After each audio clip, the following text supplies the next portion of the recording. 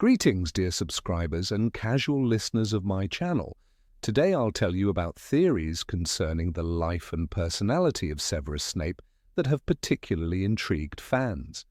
Of course, these are only speculations, but each of them, you must admit, makes us see this familiar character from a completely new angle. Enjoy watching. Number 1. The Secret Poet. Many remember that among the traps guarding the Philosopher's Stone there was a riddle in verse, the one that required logic and knowledge of potions. It was Snape who wrote it. Those who wish to pass may find reward or death at last.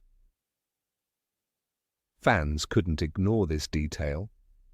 If the professor was able to create such an elegant rhymed puzzle, then it's not impossible that he wrote poetry in everyday life, perhaps secretly, never showing it to anyone.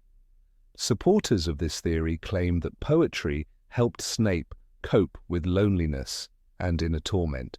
His soul was torn between his love for Lily and the guilt he carried until his death.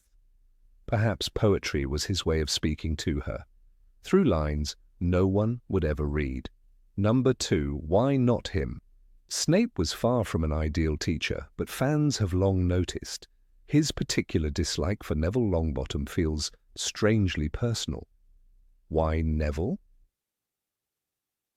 The answer lies in the prophecy. Neville, alongside Harry, fit the description of the boy who would vanquish the Dark Lord. Yet Voldemort chose the Potters instead. That decision cost Lily her life.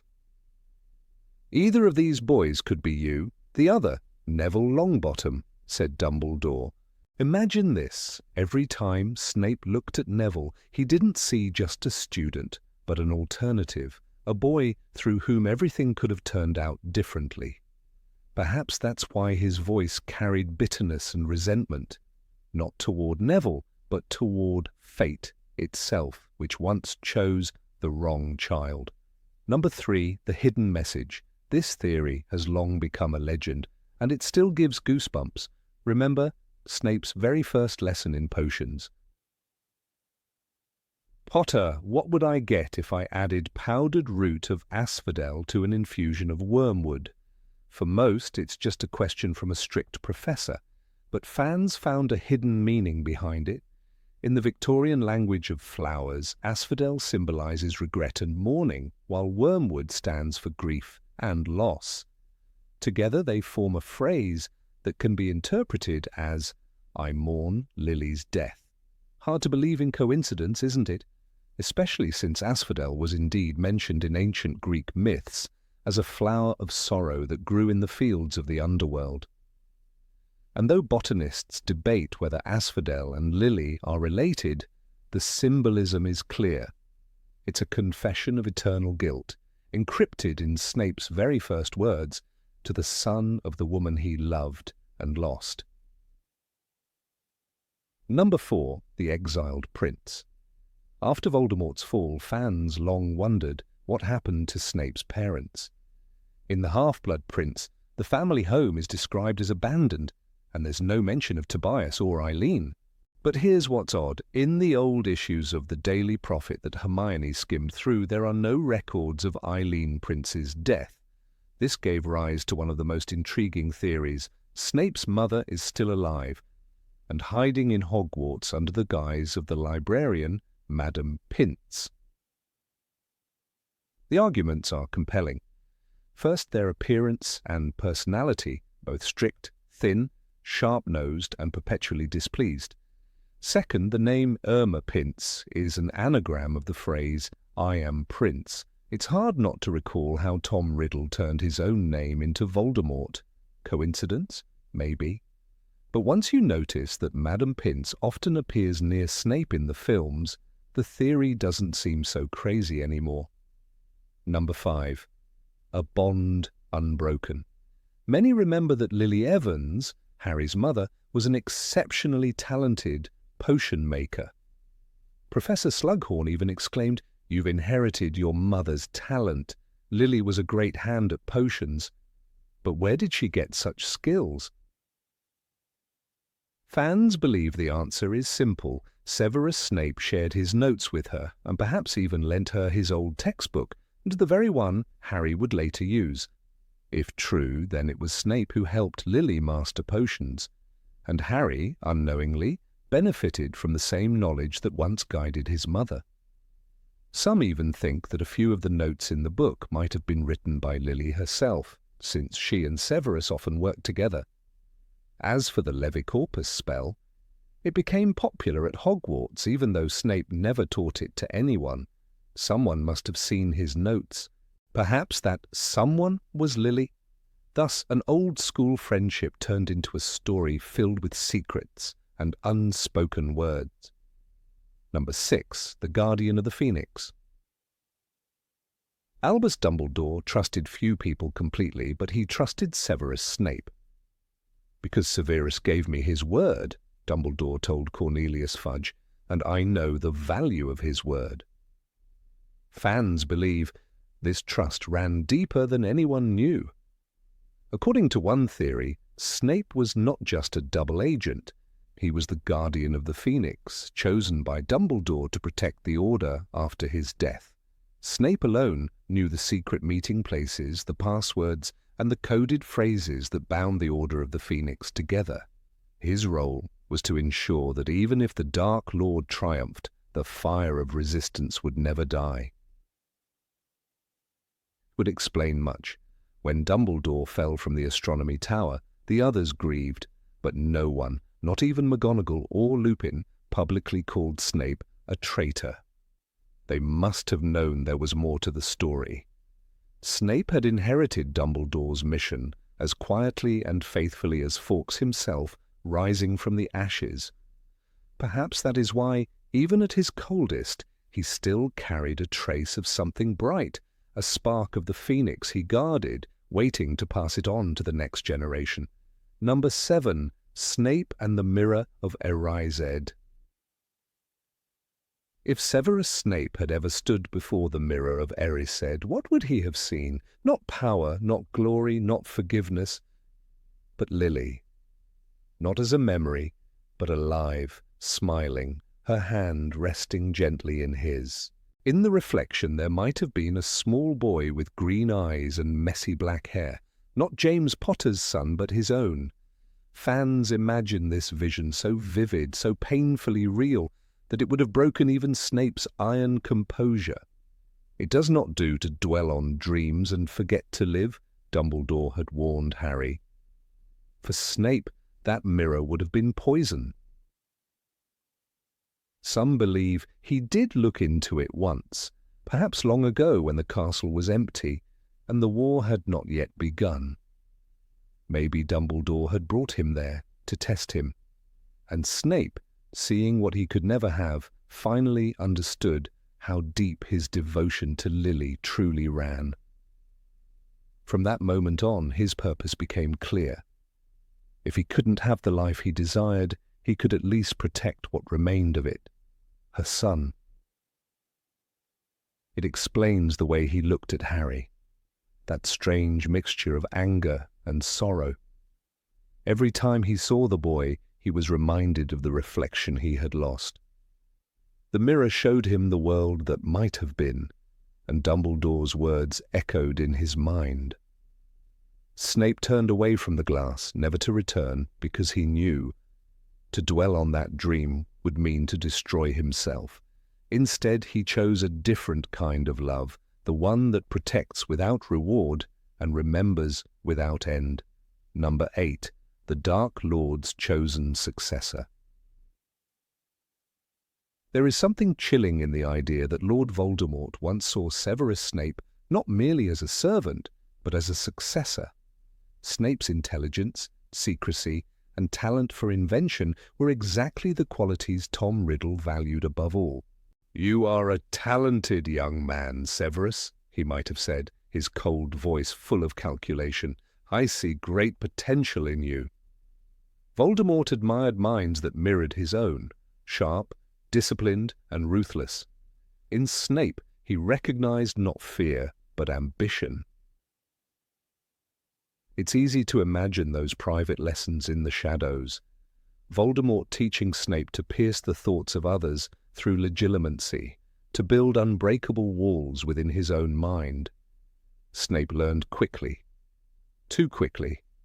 When he finally mastered occlumency, even the Dark Lord himself could no longer read him completely. That talent, born from fear and necessity, would later become his greatest weapon. The reason Dumbledore trusted him, and the reason Voldemort never truly did. When Lily Potter died, something in Snape broke beyond repair. The Dark Lord had turned his faith into loss, his brilliance into grief. From that day forward, Snape abandoned the path of power and turned his gift inward, using his skills not to conquer minds but to protect one boy's life. Voldemort had wanted an heir of darkness. Instead, he unknowingly created the man who would help bring about his end. Number 9. The Missing Portrait. Every headmaster of Hogwarts eventually finds a place on the wall behind the great desk, immortalized in oil and memory. Yet when the war ended, one portrait was missing. There was no Severus Snape among the watchful faces in Dumbledore's office. The chair where he once sat remained empty, and the wall behind it bare. Fans noticed this omission and began to ask why. After all, Snape had been headmaster, even if only for a short and troubled year. According to one beautiful theory, the reason lies not in magic, but in remembrance. A portrait does not appear simply because someone dies. It manifests when the wizard is honored as a true head of Hogwarts. Dumbledore himself might have left instructions that Snape's portrait should wait, that it should remain unpainted until his name was spoken with respect, not bitterness. He was a brave man, Dumbledore might have hoped someone would one day say. Only then would the spell complete itself. Imagine that silent office years later.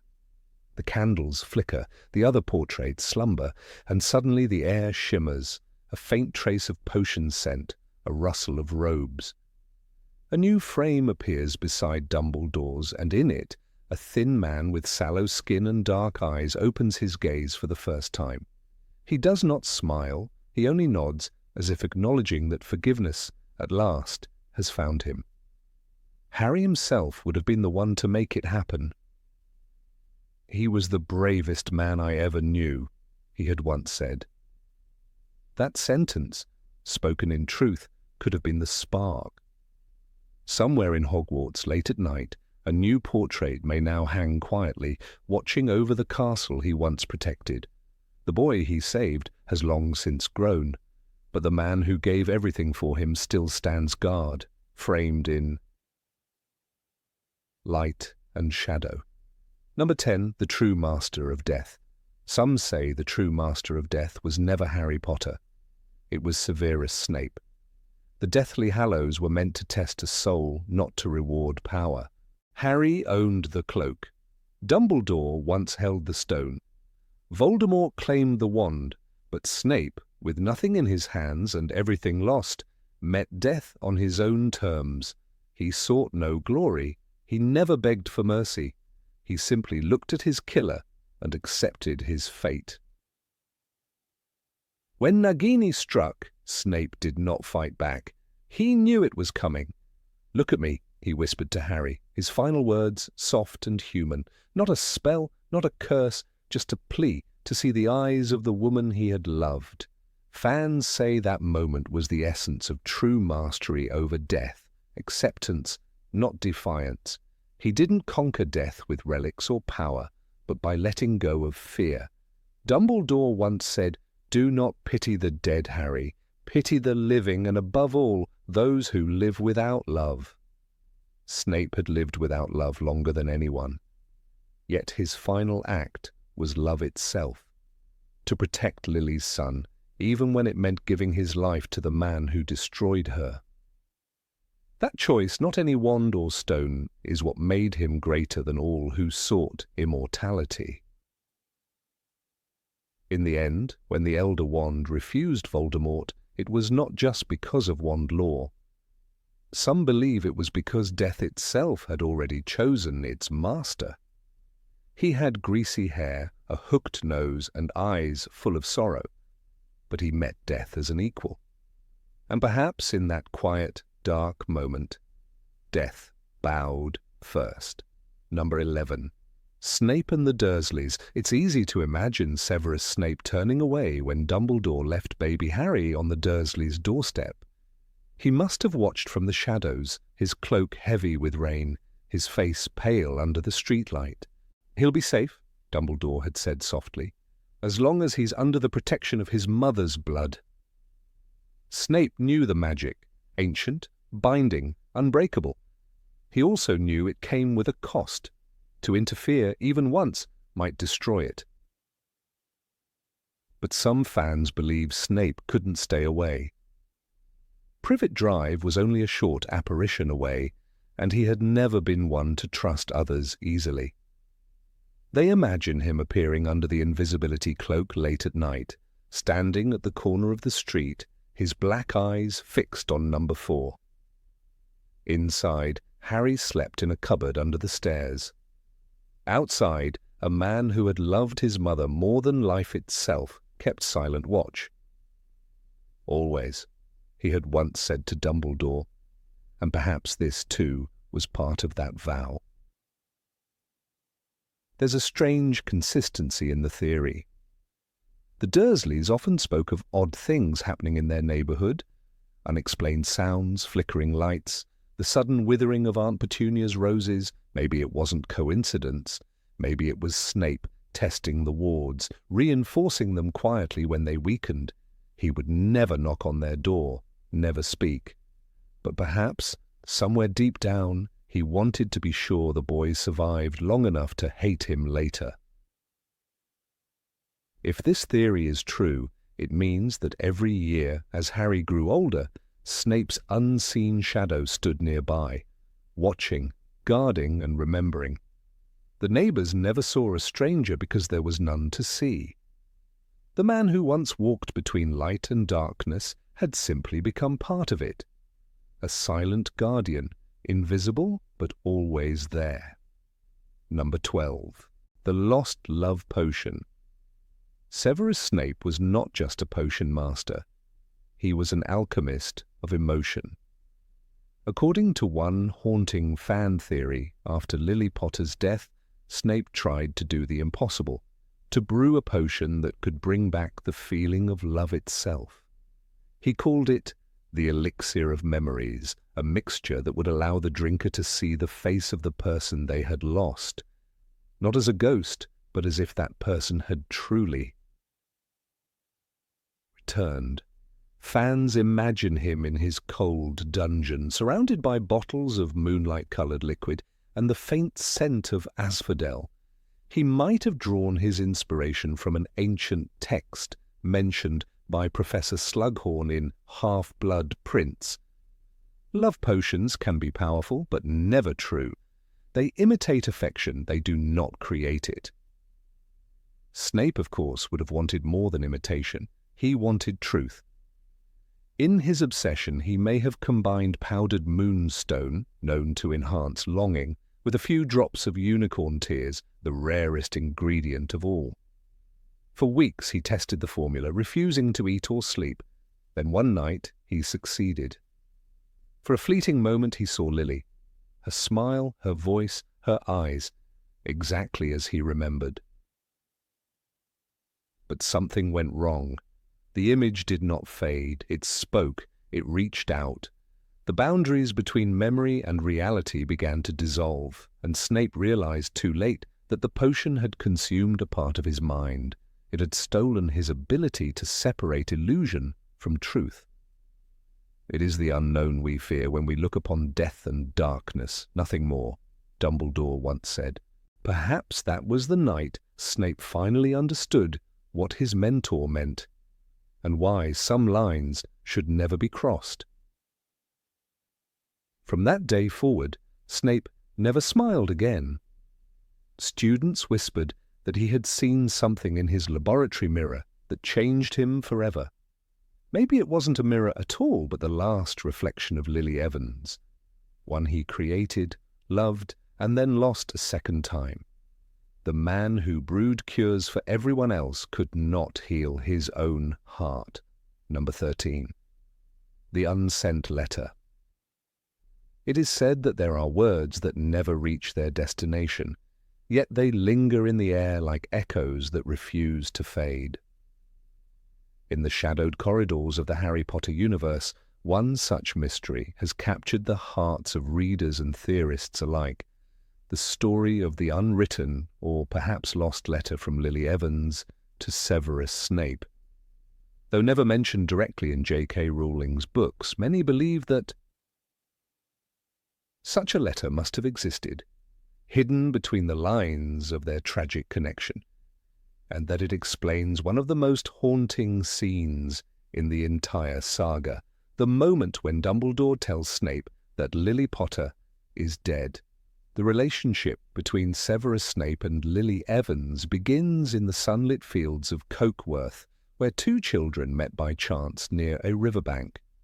Lily, a Muggle-born girl just discovering her magic, was curious and fearless. Severus, a lonely boy from a broken home, found in her the only spark of warmth he would ever know. Over the years, their paths intertwined, from the train to Hogwarts to the bitter split during adolescence. And though fate forced them apart, Snape's love for her never died. It was this love that led him to beg Dumbledore to protect her when Voldemort chose Harry as his target. And it was this same love that became both his punishment and his redemption.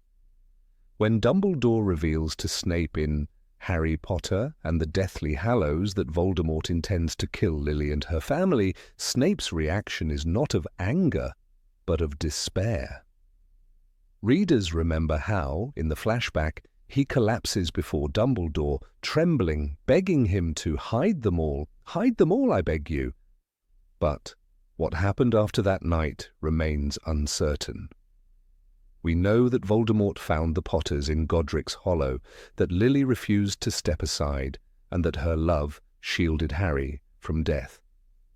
What we do not know is what happened in the hours that followed, when Snape arrived at the scene and saw the lifeless body of the woman he had loved since childhood. In that moment, according to many fans, Snape found something, a folded piece of parchment, stained with tears, written in Lily's familiar hand. This is the letter he is said to have kept hidden for years, locked away in his office or tucked inside one of his books. Some claim that the letter's existence explains a curious line in Deathly Hallows when Harry finds a torn photograph of Lily holding baby Harry and a letter addressed to Sirius. The letter ends abruptly with part of it missing. The missing fragment, some believe, was taken by Snape, but others suggest that this was not the letter he kept. They argue that Lily wrote one more, a short note meant for Severus himself, written not with bitterness, but with forgiveness. Imagine Lily on that final evening. The house is quiet. Harry is asleep in his crib. James, restless, is pacing near the window, wand in hand. Lily sits at her small writing desk, perhaps in the corner of the nursery, and begins to write. The handwriting is steady but urgent. She does not write to Sirius this time. She writes to someone she never thought she would again, Severus. She writes to thank him for the warning, for trying to protect her, and to ask him to forgive James. "He has changed," she might have written, "and so have we all. I only hope that you find peace wherever this war may take us." It is a letter born not of love, but of mercy. And perhaps it is this final act of compassion that haunted Snape for the rest of his life. When Dumbledore later tells him that Lily is dead, Snape's world collapses. He does not rage or curse. He simply breaks. He falls to the floor, clutching at something in his hand, perhaps his wand, perhaps his heart, or perhaps, as the theory suggests, that very letter. The image of him weeping beside Lily's body, his black cloak spread across the nursery floor, is one of unbearable grief. If the letter truly existed, it might have been found near the crib, fallen from her desk or from her hand when Voldemort entered. Snape could have taken it before anyone else arrived, keeping it as the last remnant of her voice. Years later, when Harry discovers the letter fragment in Sirius's old house, the text mentions a birthday gift for Harry and a visit from Dumbledore, but there is something strange. Part of the letter has been torn away, leaving only half a page. Why would anyone tear a personal letter? Why would Snape, a man so precise, so controlled, keep only part of it? Many believed that the torn half contained something addressed to him. Perhaps Lily, knowing that Sirius might read the letter, included a private message at the end, one meant only for Severus. It might have said, "Tell Severus I forgive him," or "I know what he did." These are words that would have changed everything for Snape, words that would have given him both pain and peace. Number 14, the protector of Malfoy. Severus. Snape was one of the most misunderstood figures in the Harry Potter saga, a man whose every action seemed to oscillate between cruelty and compassion, loyalty and deceit. His protection of Draco Malfoy was one of those mysteries that puzzled both characters in the story and readers alike. Many saw Snape's favoritism as simple bias toward his own house, Slytherin. Yet beneath that mask of cold authority lay a complex web of motives, guilt, and echoes of his own past. When Snape told Narcissa Malfoy, "Draco, if you are ever in danger, you will come to me," it was not merely a promise, it was the confession of a man who saw his younger self trapped inside another boy's mistakes. Draco Malfoy, at 16, stood at the edge of darkness. Tasked by Voldemort with the impossible mission of killing Albus Dumbledore, he was a pawn in a cruel game designed to punish his father Lucius for past failures. Snape understood better than anyone what it meant to be a pawn. Once, as a young man, he had pledged himself to the Dark Lord in a desperate attempt to belong, only to realize too late the cost of blind allegiance. In Draco's trembling hands and terrified eyes, Snape saw a reflection of his own youth, a boy seduced by power, yet unprepared for the blood it demanded. This recognition, born not of affection, but of regret, shaped his every action toward the young Malfoy. When the unbreakable vow was made in the Malfoy home, few could grasp the weight of that moment. Snape bound himself to protect Draco with his life, a gesture that appeared loyal to the Dark Lord, but was, in truth, an act of redemption. Narcissa's desperate plea, "You will watch over my son," echoed the cry of every mother who feared losing her child to Voldemort's cruelty. Snape's quiet response, "I will," carried the tone of a man who knew what it was to lose everything. This was not about Slytherin pride or favoritism, it was about preventing another life from being consumed by the same darkness that had devoured his own. Throughout Draco's 6th year at Hogwarts, Snape's presence hovered like a shadow. Students saw him reprimand Draco, pull him aside, and threaten him with detentions. But behind the scenes, he was performing a delicate dance of manipulation and protection. He ensured that Draco's attempts to repair the vanishing cabinet, his secret means of allowing Death Eaters into Hogwarts, would not end in disaster too soon. He intervened when Draco's spells went too far, saving Katie Bell after she was cursed, and ensuring Ron Weasley's poisoning was contained before it became fatal. To the untrained eye, it looked as though Snape was simply cleaning up Draco's messes. In truth, he was trying to prevent Draco from crossing the line that would destroy his soul. Snape's understanding of remorse was not theoretical, it was carved into his very being. The murder of Lily Potter haunted him every day of his life. He knew what it meant to live burdened by guilt. Draco's mission to kill Dumbledore mirrored Snape's own youthful surrender to evil, and he could not allow that cycle to repeat. His efforts to steer Draco away from violence were subtle. Lessons disguised as reprimands, warnings veiled as orders. When he caught Draco in the corridor after another failed attempt on Dumbledore's life, the tension between them was not of teacher and student, but of two lost souls standing at a crossroads. Snape's tone, though harsh, carried a trace of pleading. "You are trying to do something beyond your powers." The pivotal moment came atop the astronomy tower. Dumbledore, weakened and defenseless, stood before Draco, who trembled with his wand raised. In that frozen instant, the world balanced on the edge of choice. Snape arrived not as executioner, but as saviour, though few realized it then. Dumbledore's calm words, "Severus, please," were not a plea for mercy, but for fulfillment of their pact. Snape's curse ended Dumbledore's life, but, in doing so, he spared Draco from becoming a murderer. The pain that flickered across Snape's face as the spell left his wand was not triumph. It was anguish. That night, he carried two burdens, the death of his only ally and the salvation of a boy who would never understand what he had been saved from. In the aftermath, Draco fled with the Death Eaters, believing himself bound forever to their world. Yet Snape continued to protect him, even in exile. When Voldemort took refuge at Malfoy Manor, Snape's visits were often described as strategic, but beneath the surface he was assessing the boy's state of mind. Draco's once arrogant posture had collapsed into quiet fear.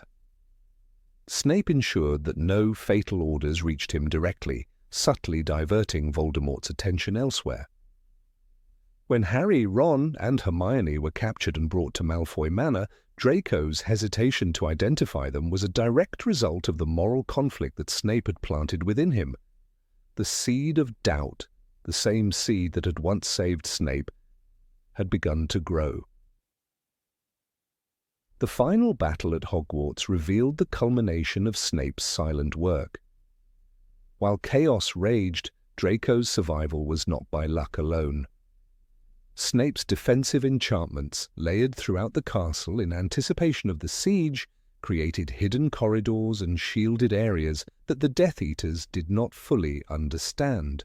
When Draco found himself trapped in the Room of Requirement with Crabbe and Goyle, it was magic Snape had once taught him that helped him survive. Even Harry, who once despised Snape, later recognized that Draco's path had been shaped not only by fear, but by the quiet guidance of a man who had chosen to protect him from afar. Number 15, the final spell. In the dimly lit boathouse where the echoes of battle filled the air, Severus Snape's life came to its quiet end. The moment was charged with the strange mixture of agony, revelation, and love that defined his existence. As Nagini's venom coursed through his veins, he fell to the ground, eyes still burning with a desperate intensity. Harry Potter, stunned and confused, knelt beside him, holding the man who had been his mother's betrayer, protector, and, in the end, saviour. Snape's final request, "Look at me," seemed simple, almost pitiful. Many believe it was a dying man's wish to see Lily Evans's eyes one last time reflected in her son's face. But there are those who see something deeper in that moment, something ancient, powerful, and profoundly magical, a final spell woven through the gaze itself. The theory, whispered through countless fan discussions and hidden corners of wizarding lore, is that Snape was not merely asking Harry to look at him for sentiment. He was performing an old and nearly forgotten enchantment known as the protection of the gaze. According to obscure magical texts like Defensive Magics of the Old Order and the Secret Rites of the Founders, this spell allowed a dying wizard to transfer the essence of their protective power to another by meeting eyes in a moment of true emotional focus. The conditions were rare. The dying wizard had to feel unconditional love or devotion toward the person they looked upon, and the recipient had to meet the gaze willingly. In that exchange, magic could be passed not through wandwork or words, but through the very act of seeing and being seen. Snape, whose life was defined by his love for Lily Evans, may have summoned this last reserve of power in that fleeting instant. His body was breaking, his breath shallow, but his mind, razor-sharp and bound by emotion, might have conjured one last act of defiance against Voldemort. The spell required neither incantation nor wand movement, which fits perfectly with the scene. As the venom spread, Snape's hand trembled and his voice faltered. He had no strength for wand work, but his eyes, those black, unreadable eyes, retained their force. And in Harry's eyes, so like Lily's, he saw the only reason he had lived and the only soul he still wished to protect. The power of sight in the Harry Potter universe has always carried symbolic and magical significance. Dumbledore himself once told Harry, "You have your mother's eyes." It was not a casual remark. It was a constant reminder that love could live on through vision. Lily's eyes became the spiritual link between past and present, between sacrifice and survival. If Snape's final act was indeed an invocation of the protection of the gaze, then that line gains a deeper, almost prophetic meaning. Through the same eyes that once looked at him with kindness, Snape now gave back the love he had guarded for so long. The mechanics of such ancient magic rely on emotion as a conduit. In wizarding history, love has been shown to create shields stronger than any spell. Lily's sacrificial protection in Godric's Hollow is the most famous example. When she died for Harry, her love created a magical barrier that Voldemort could not break. What if Snape's final gaze renewed that same shield in a different form? After all, he carried Lily's memory like a sacred vow, his Patronus a mirror of hers. When he looked at Harry, he was not seeing the boy who lived, he was seeing the boy she died for. His magic, rooted in love and regret, might have followed the same mysterious path that Lily's once did, binding itself to Harry in a moment of death and devotion. Consider what happens later in the story. When Harry enters the Forbidden Forest and allows Voldemort to strike him with the killing curse, he survives once more. Dumbledore later explains that Harry's survival was due to Voldemort using his own blood in the resurrection ritual, thus tying Harry's life to his own. But perhaps that explanation, though true in part, is not the entire picture. Perhaps Snape's final act added another layer of protection, one unseen and unspoken, yet potent. Harry's survival might not have been purely biological or tethered to Voldemort's mistake. It might have been spiritual, a shield of devotion lingering in his soul. The idea of Snape's magic living on in Harry aligns with numerous hints throughout the series. When Harry faces Voldemort in the final battle, there is a moment of uncanny calm, as though he has already accepted death. "I am ready to die," he thinks, echoing the same acceptance that Snape showed in his final minutes. In that instant, Harry displays a composure that seems almost borrowed, as if a part of Snape's stoic strength had settled inside him. The emotional echo is unmistakable. Snape's influence, no longer visible, might have been guiding him from within, granting him courage and clarity in the face of annihilation. The protection of the gaze theory gains further weight when we analyze the line that follows Snape's death. The green eyes found the black, but after a second, something in the depths of the dark pair seemed to vanish.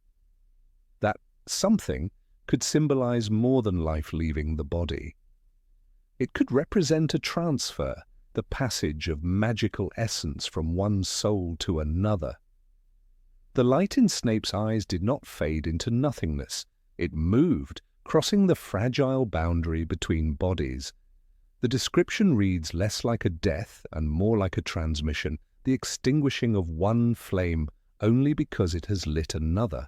Number 16, the heir of Slytherin. Severus, Snape was never just another member of Slytherin.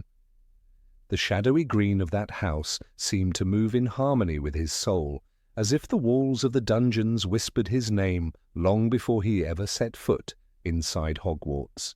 While most saw him as a bitter professor with a sharp tongue and colder heart, others have begun to believe that his bond with Slytherin was not a mere matter of sorting hat logic.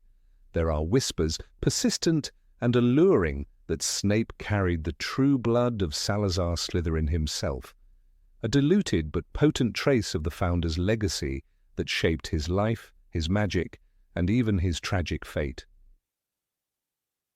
In the darker corners of fan discussions, one name always arises when tracing Snape's ancestry: Eileen Prince. A witch of half-blood origin, she is often dismissed as a minor figure in the wizarding world, yet her surname carries an old resonance. Prince was not just a name, it was a relic. Some wizarding genealogists suggest that the Prince family descended from an ancient line in Yorkshire, rumoured to have mingled with the last known descendants of Salazar Slytherin's kin. If this is true, then Snape was not only metaphorically a son of Slytherin, but literally tied to the founder's bloodline. The thought adds a chilling weight to his story, as though Slytherin's ambition, intellect, and darkness ran in his veins. Professor Slughorn, who had once taken pride in young Severus's abilities, offered a telling remark in a conversation that later spread through fan recollections. "Perhaps Slytherin himself would have chosen you, Severus," he said. "You have a rare mind and a natural dark charisma." Though this quote never appeared in the books, its essence rings true to those who know Snape's nature. Slughorn, who saw the brilliance of many, recognized something ancient in Snape: a composure under pressure, a calculating mind, and the unsettling power to see beyond words. This peculiar mix of intellect and instinct is what led many to believe that his gifts were not learned but inherited. The art of occlumency, which Snape mastered with unnerving precision, is at the core of this theory. Occlumency requires a mind of iron discipline, the ability to shield one's thoughts from even the most skilled legilimens. Dumbledore himself, a master of subtle magic, once said, "Severus Snape's mind is perhaps the most guarded I have ever encountered." That kind of mental strength cannot be easily taught. It must be bred. Fans speculate that this talent originated from Slytherin's own powers, for the founder was known as one of the earliest recorded legilimens in magical history. If Snape inherited even a fraction of that mental legacy, it would explain his uncanny ability to read people not through spells alone, but through instinct born of blood. The Slytherin lineage was said to carry another gift, though others might call it a curse: an acute sensitivity to deceit. This mental mark, as theorized by enthusiasts, was less a magical spell and more a hereditary echo, a trait that allowed its bearers to sense falsehood as if it disturbed the air around them.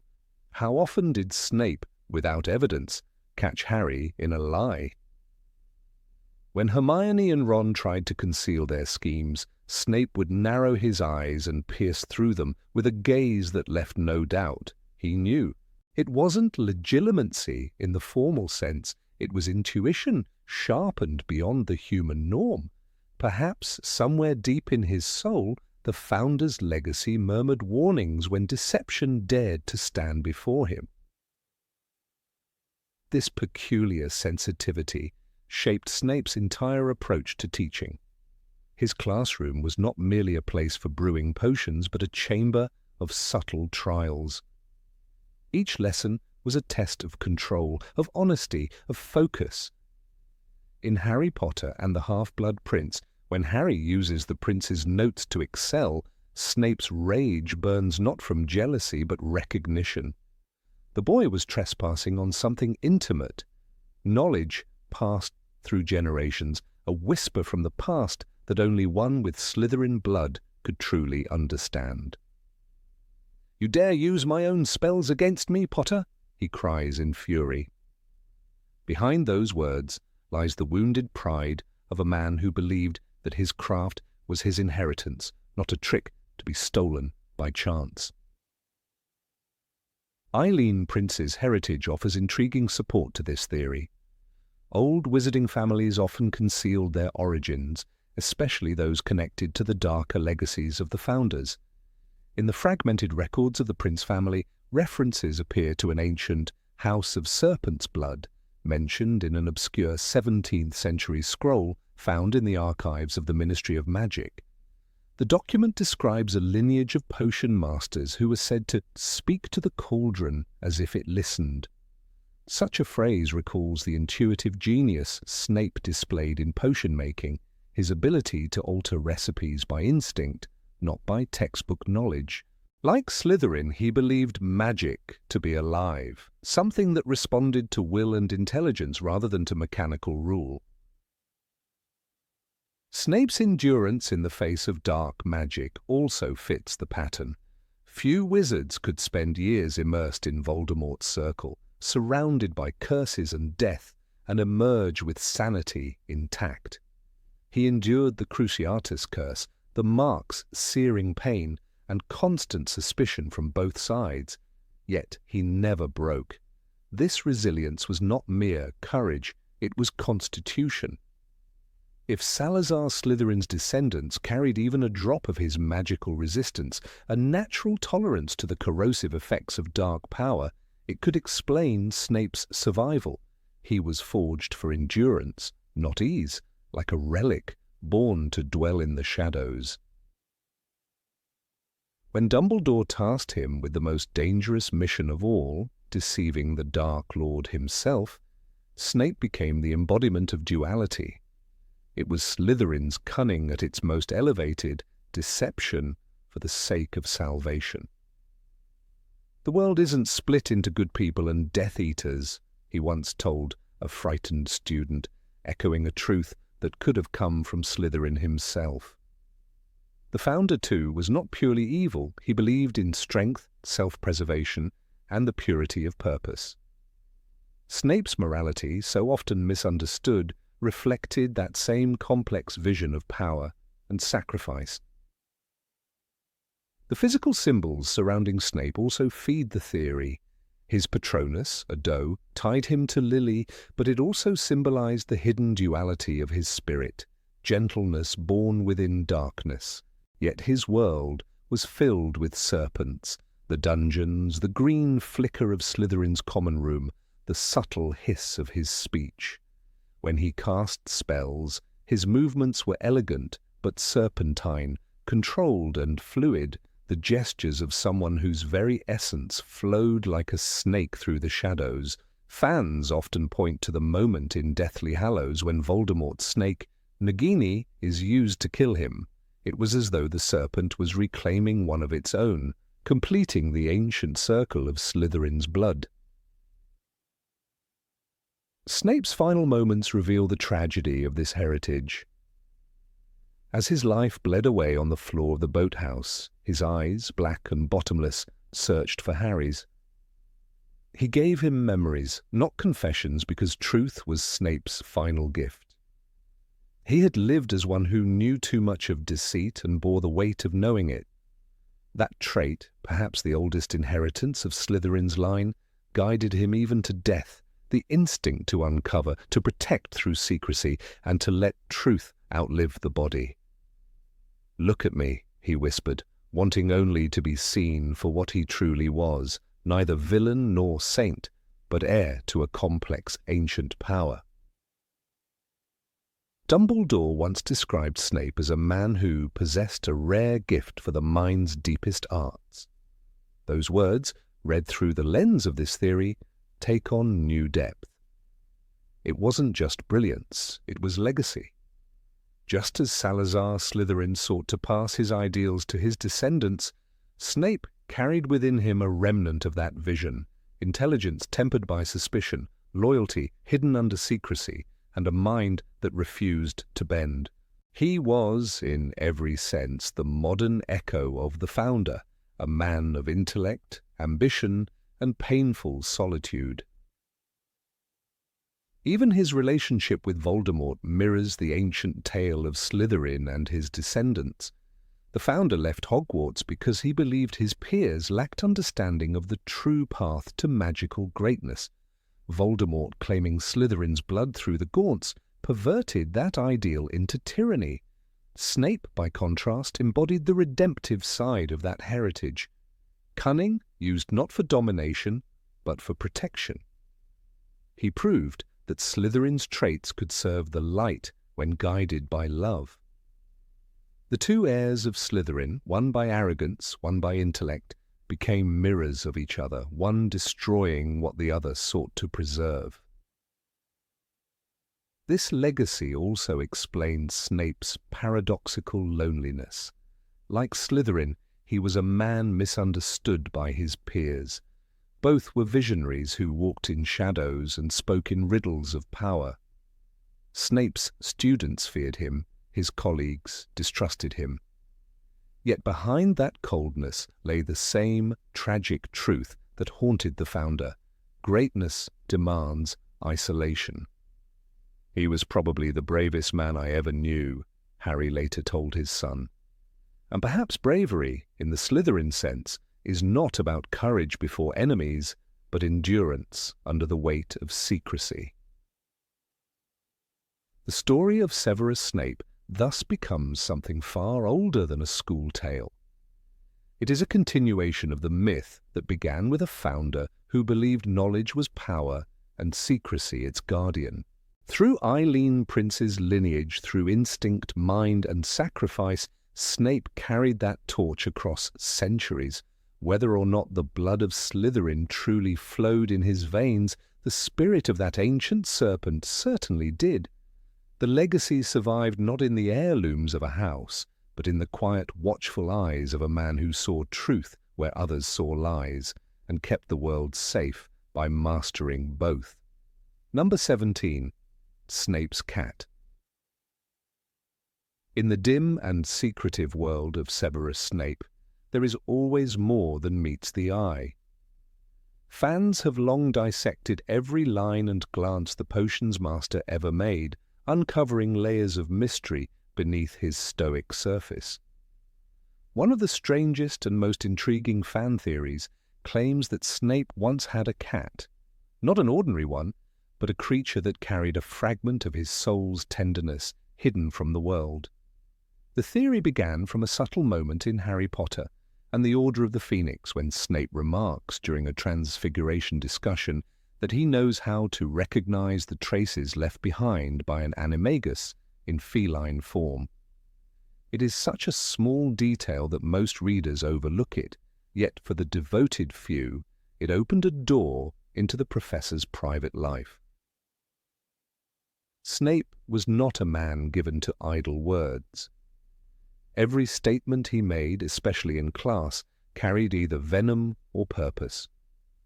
To claim knowledge of cat-like transformations without first-hand experience seemed uncharacteristic.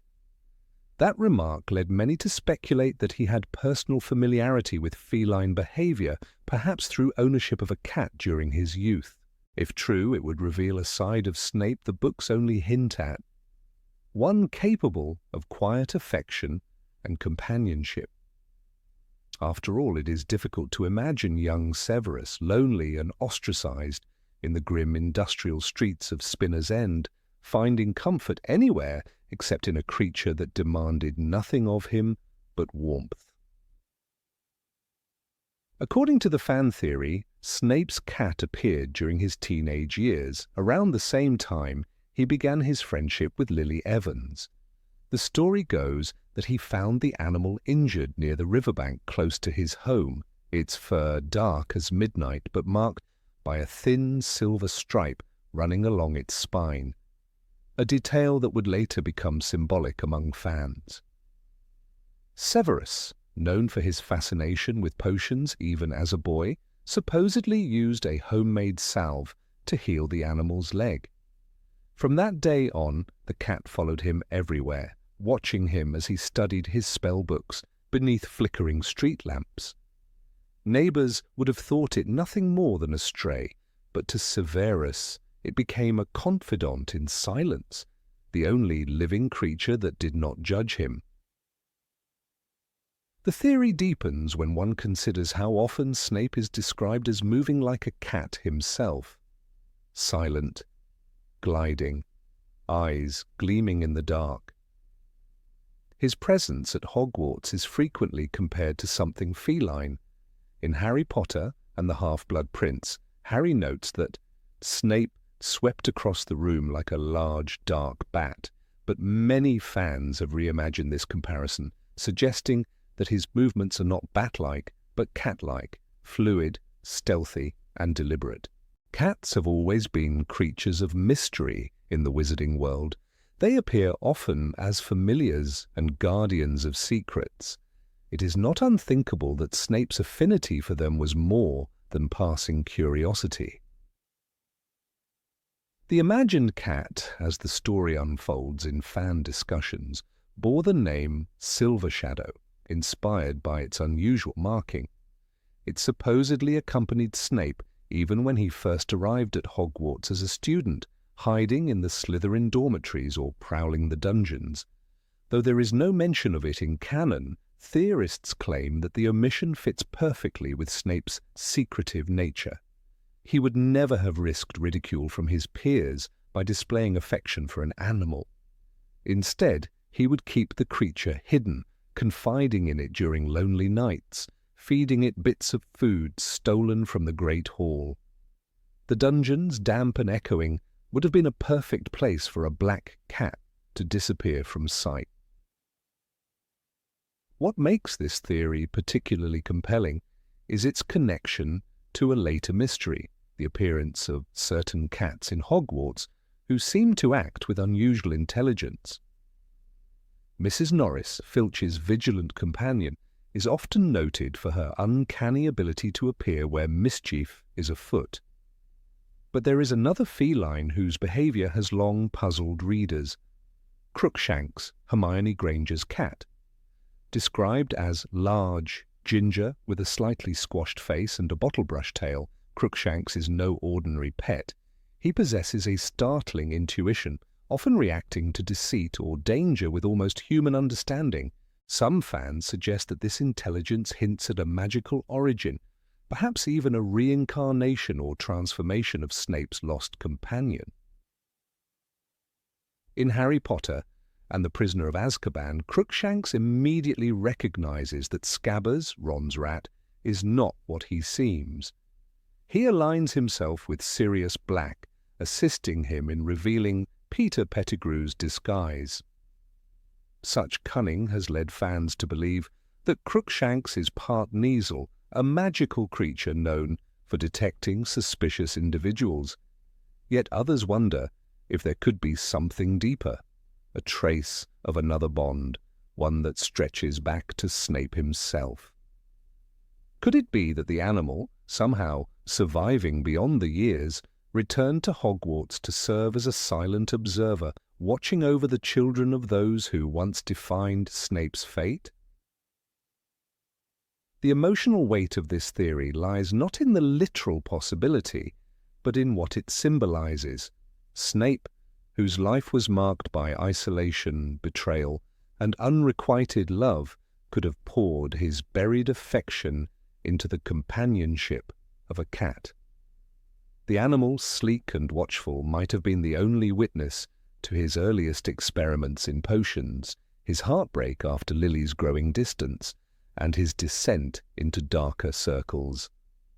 Fans imagine the cat sitting quietly beside him as he read Advanced Potion Making, its silver stripe glinting faintly in the lamplight, mirroring the divided nature of its master. Darkness crossed by a single line of light. When Snape joined the Death Eaters, the theory suggests that he left the cat behind, either for its safety or because the life he was choosing had no place for innocence. But the cat, bound by loyalty, may have found its way back to Hogwarts, drawn by the traces of its master's magic. Over the years, it became one of the castle's many ghostly presences, glimpsed only in passing, padding through the shadows, vanishing when approached. Some claim to have seen a black cat with a silver stripe in the corridors during the time of the Marauders. Others said it was seen near the potions classroom, disappearing whenever Snape entered. "It's probably Mrs. Norris," people would say, dismissively, but the descriptions never quite matched. There is something heartbreakingly poetic in the idea that Snape, who sacrificed everything for love, might have once given that love to a creature incapable of betrayal. Cats, after all, do not care for lineage or reputation. They return affection to those who show it quietly.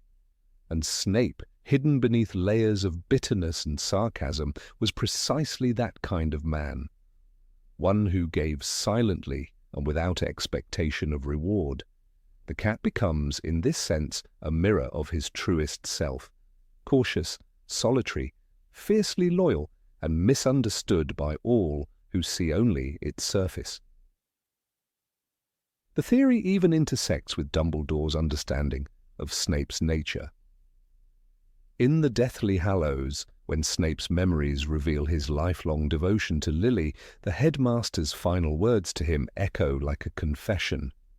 After all this time, Snape's reply, always, has become one of the most quoted lines in the series. Fans extend this sentiment to the story of the cat, that somewhere in the dim corridors of Hogwarts the shadow of that creature lingered, loyal always, just as its master was. Perhaps, they suggest, that loyalty took a new form when Hermione arrived with Crookshanks, a cat whose piercing gaze seemed to look through time itself. There is another curious observation supporting the connection between Snape and Crookshanks. In The Prisoner of Azkaban, when Hermione first brings her cat to Hogwarts, Crookshanks is immediately drawn to the dungeons. He vanishes for hours, reappearing as if from hidden corridors that few students know exist. Hermione complains that he keeps disappearing and returning with that knowing look, something that could hint at the animal sensing Snape's presence or his lingering magic. Later, when Snape confronts Sirius Black in the Shrieking Shack, Crookshanks intervenes, protecting Sirius and standing between him and harm, a choice that mirrors Snape's own complicated morality, outwardly aligned with darkness, yet always serving the light. Even the physical description fits the metaphor.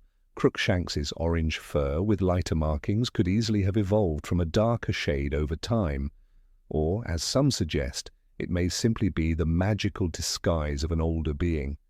His intelligence, caution, and occasional disdain for humans echo the very traits fans associate with Snape. It is as if, through Crookshanks, the spirit of Snape's cat continues to observe the world, guiding events in ways unseen. The castle, filled with echoes and enchantments, would easily harbour such a secret. The legend of Snape's cat thrives because it fills a gap in his humanity, the one place J.K. Rowling rarely let readers look. Behind the walls of the potions classroom, behind the bitterness and barbed remarks, might have lived a man who once knew gentleness. That possibility softens his image without diminishing his complexity. The idea of the cat, loyal and clever, gives a shape to the small mercies that kept Snape human in a world that demanded cruelty. It is comforting to imagine that when he walked alone through the empty corridors at night, a silent shadow followed him, keeping pace, eyes glowing faintly in the torchlight. Perhaps, in the quiet after the Battle of Hogwarts, when all was finally still, that same cat, or something of it, sat by the shattered windows of the great hall, waiting. It would not have cried or mourned. Cats do not weep. It would have simply waited, as it had always done, for the man who once saved it, by a riverbank. In the end, the story of Snape's cat, whether true or imagined, reminds us that even in the darkest hearts there remains a spark of tenderness, a silver stripe running through the black. Number 18. The Shadow in the Forbidden Forest. The leaves of the whispered in the midnight breeze, and in that shifting gloom a shape appeared, a tall figure draped in a long cloak, the edges dissolving into mist. That image first caught the eye of late one night after the Battle of Victi, when he tended the giant's remains and walked the grounds with quiet sorrow. "Sometimes I feel I see him," Hagrid said, "and he stands at the edge, like before, watching." In the empty air beyond the trees the figure lingered, silent and still. The fans pointed at Hagrid's report and proclaimed, "The soul of Yatsai returned to guard his beloved castle." Even years after Snape's death, students reported glimpses. Hermione Granger noted the sensation of being watched while walking to the astronomy tower. Ron Weasley claimed he once saw a darker shape vanish into the fog near the giant roots by the dark lake. For them the figure was more than a ghost, more like a shadow born of magic, one who moved through the forest without disturbing it. It was not visible to everyone at once, and seldom at all when multiple eyes searched. That elusive appearance added credence to the theory that Snape had melded with the very power of Hogwarts, becoming its unseen sentinel rather than a restless spirit. In Snape's lifetime, he stewarded his post as headmaster through the final battle, acting with quiet ferocity to protect the thousands of students in the castle. At the end, lying in the arms of Harry Potter with his last breath, he reflected on the cost of love. "After all this time, always," he said. That moment became legend.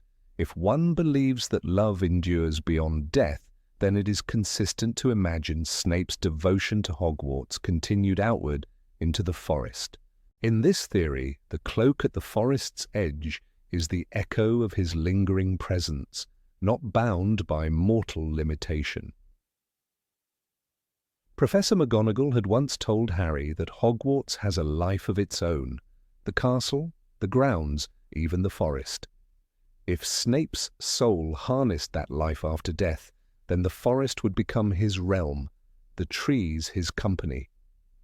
The silhouette appeared among those trees as though he stood vigilant, warding off whatever dark forces might attempt to intrude on the grounds.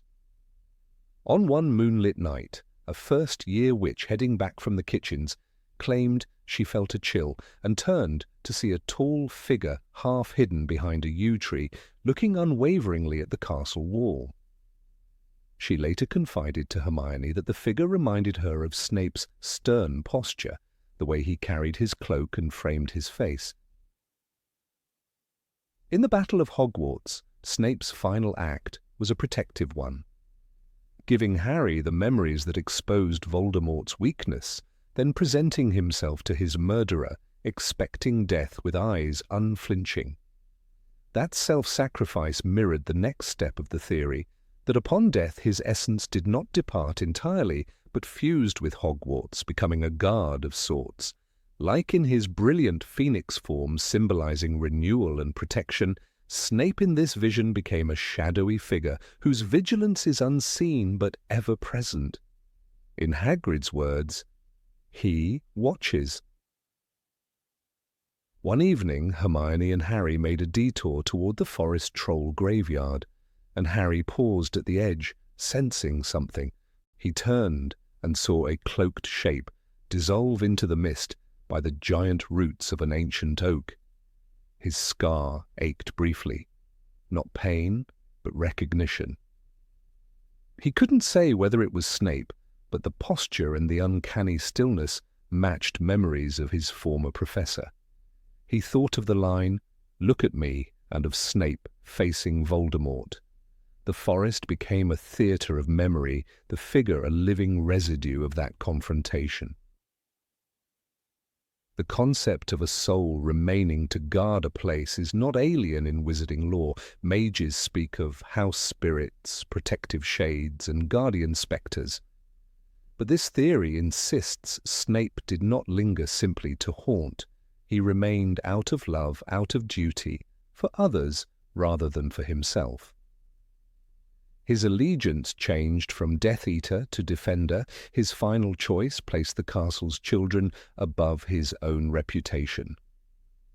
The forest silhouette thus becomes symbolic, the figure that died thinking not of self, but of others, embodied in shade and mist. On a fog-laden morning, Harry noticed a pattern. Near the forest wall, the mist curled differently, like a cloak draped over bark, and the hedges along the path looked startled, as though aware of a presence. He asked Hagrid about it, and Hagrid only smiled and shook his head, refusing to dismiss the sightings as pranks. The theory gives that smile significance. Hagrid has always recognized the magic of friendship and sacrifice, and perhaps in his heart he knows the truth of the figure. Whether he admits it or not, his witness remains a touchstone for believers. Ron was skeptical at first. He called the sightings forest tricks after one appearance by the roots of the great wych elm. But on a late-night walk to the kitchens after Fred's anniversary toast, he saw a movement at the forest's edge and froze. The figure walked across the tree line and vanished into branches, the cloak fluttering. Ron later said it gave him goosebumps, not fear, but respect. He found himself thinking of Snape differently, not only the stern potions master, but someone who now stands guard in the shadows. Hermione researched ancient protective enchantments still embedded in Hogwarts walls and discovered references to shade guardians which the castle itself could awaken when its masters were gone. The idea that Snape's soul could become such guardian emerges elegantly from that lore, the forest silhouette as a manifestation of a shade guardian whose form is not fully corporeal. Starlin-like figures in the safe confines of the school vanish into mist when danger passes. Holders of those roles watched not from the great hall, but from the margins, from gardens, towers, hidden paths. Snape's form matches that margin perfectly. When children whispered in the dormitories of seeing a hooded figure at dusk, lounging just beyond torchlight on the forest road, the school's caretaker set charms to dampen ghost sightings. Yet the sightings persisted. One Slytherin student, Theo Flint, swore he saw the figure standing on a low branch of a fallen tree, looking deliberately at the open door to the castle entrance, as though ensuring no dark wizard slipped through.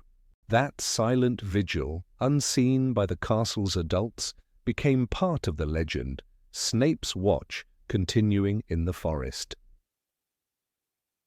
It matters that the figure is not described as fully visible, nor speaking, nor interacting. It stands, observes, disappears.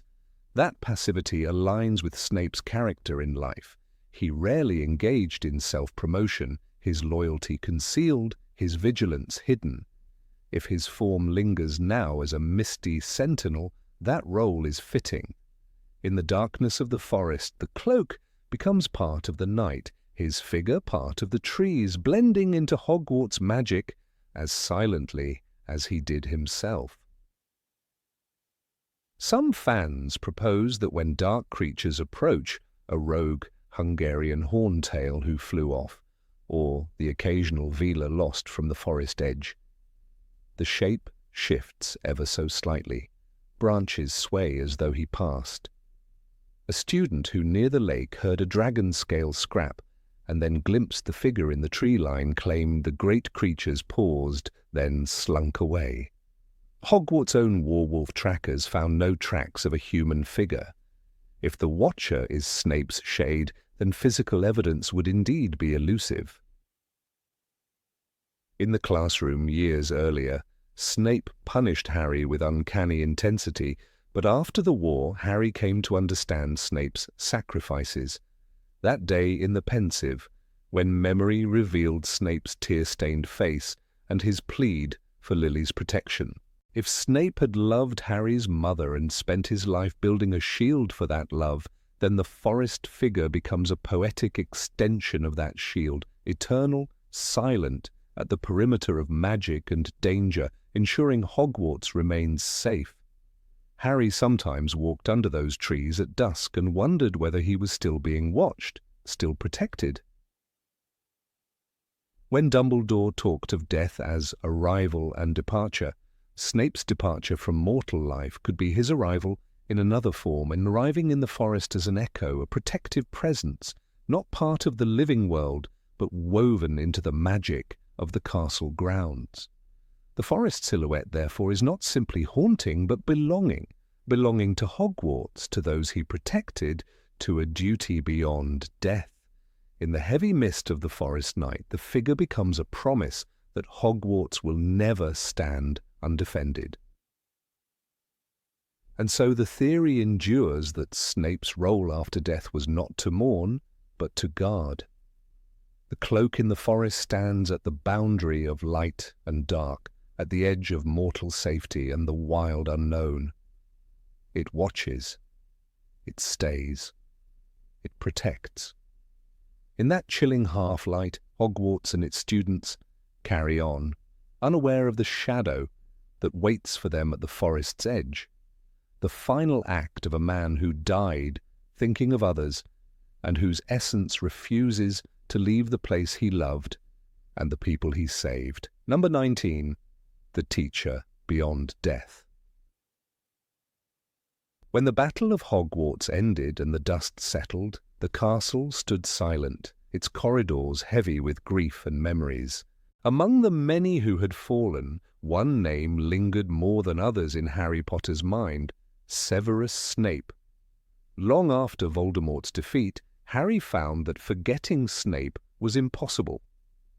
It was not simply because of the man's sacrifice, nor because he had learned the truth about his loyalty. Something deeper seemed to bind them, something that refused to fade even as the years passed. In the years following the war, Harry's dreams began to take on a strange consistency. They were not the usual chaotic images of battle or loss. They were vivid, almost tangible, always set in the dungeons of Hogwarts with a faint scent of potion fumes and the echo of dripping water. In these dreams, Snape was there. He wasn't the angry professor who sneered at him during class. He was calm, almost patient, standing beside a cauldron, his black robes softly moving in the candlelight. Harry would stand before him, confused yet strangely comforted, as Snape corrected his mistakes in potion brewing or muttered something about improper wand movement. It was easy to dismiss these dreams as the lingering product of guilt. After all, Snape's death had been brutal. A serpent's bite, a slow collapse, and a final moment when Harry looked into his eyes and saw the truth he had refused to see for years. Yet the dreams continued long after grief should have softened. They were detailed, consistent, even instructive. Each time, Snape would correct Harry's behavior, or remind him of lessons that had nothing to do with potions but everything to do with character. In one such dream, Harry recalled Snape pointing silently at a broken vial, as if warning him against carelessness. When he woke, the meaning felt obvious. It was not about potions, but about responsibility.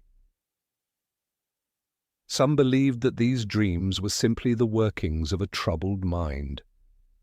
But among the fans who studied every trace of Potter's life after the war, a theory began to circulate, one that turned these dreams into something far more mysterious.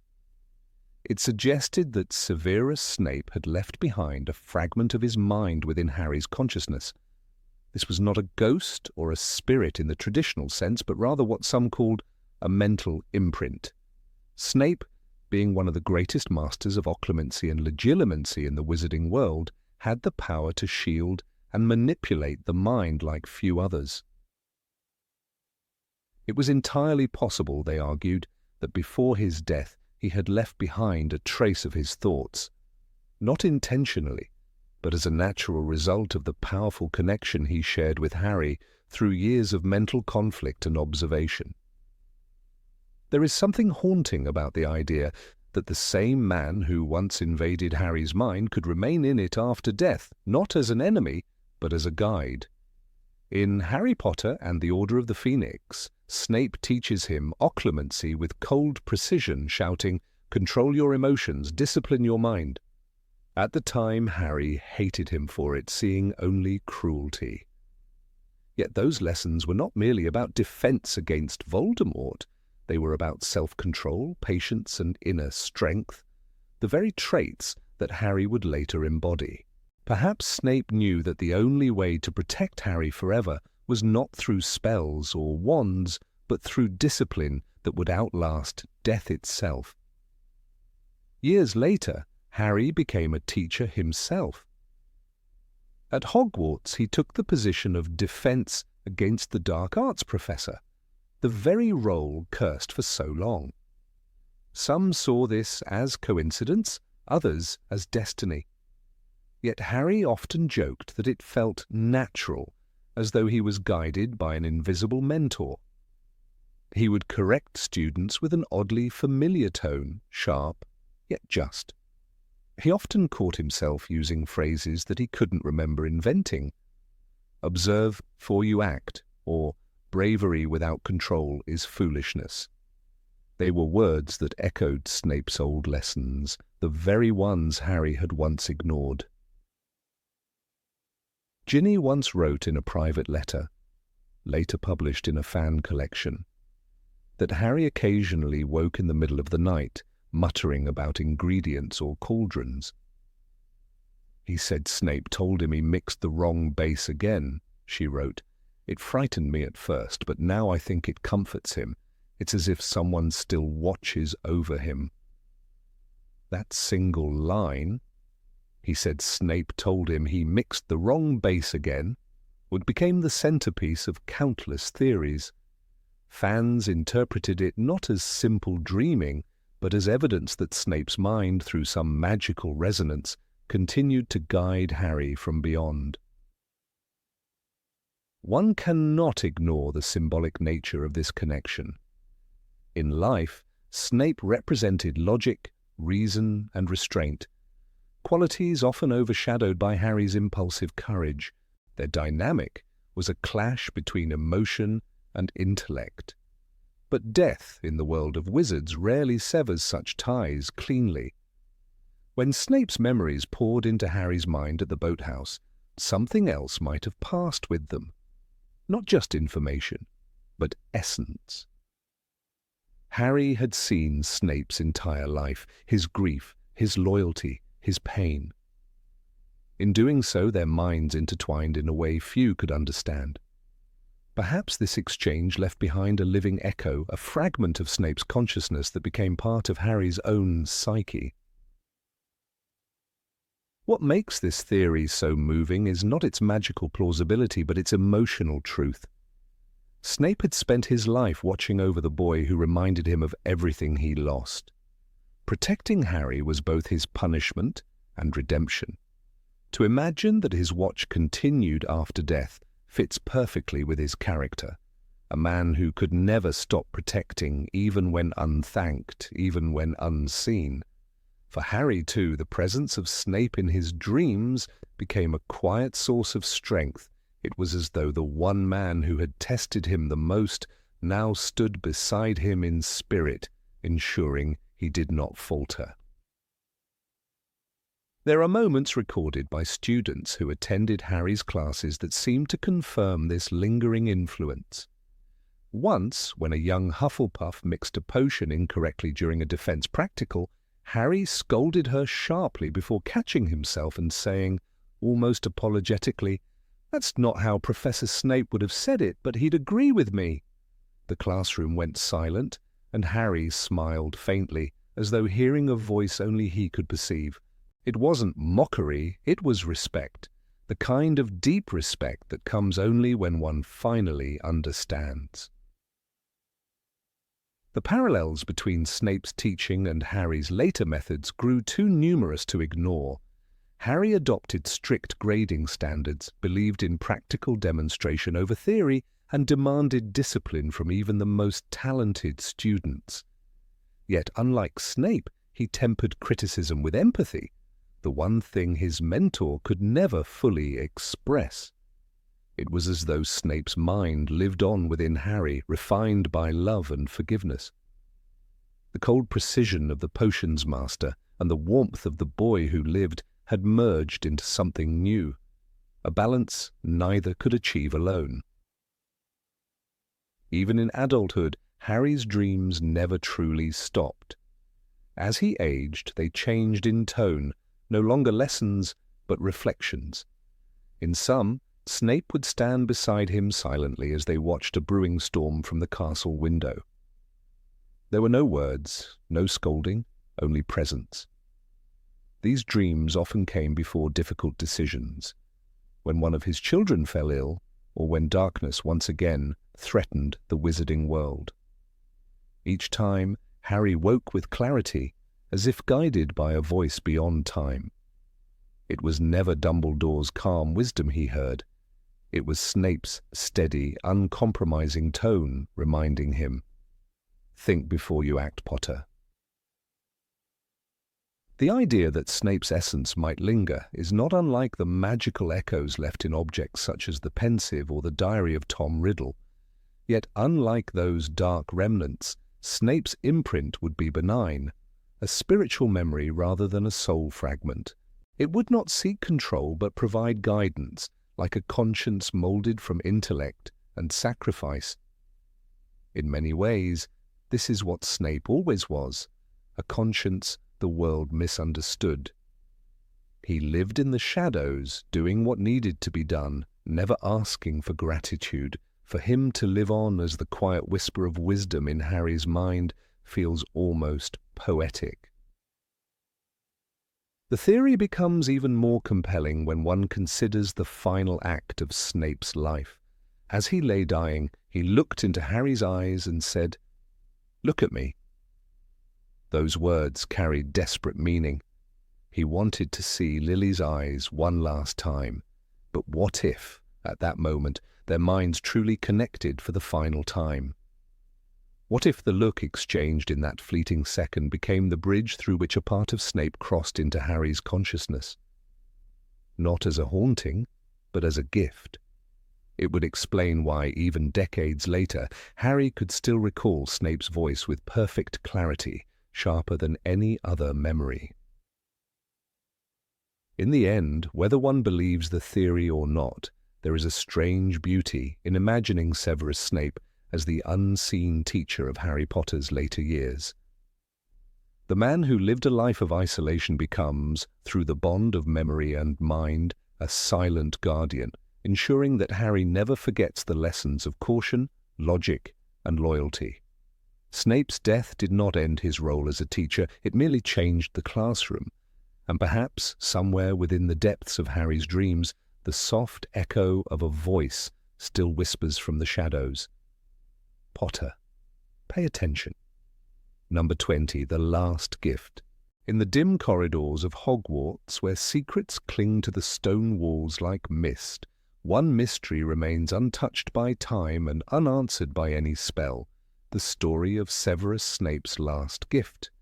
Fans of the wizarding world have long debated the motives and soul of the man who lived between shadow and sacrifice.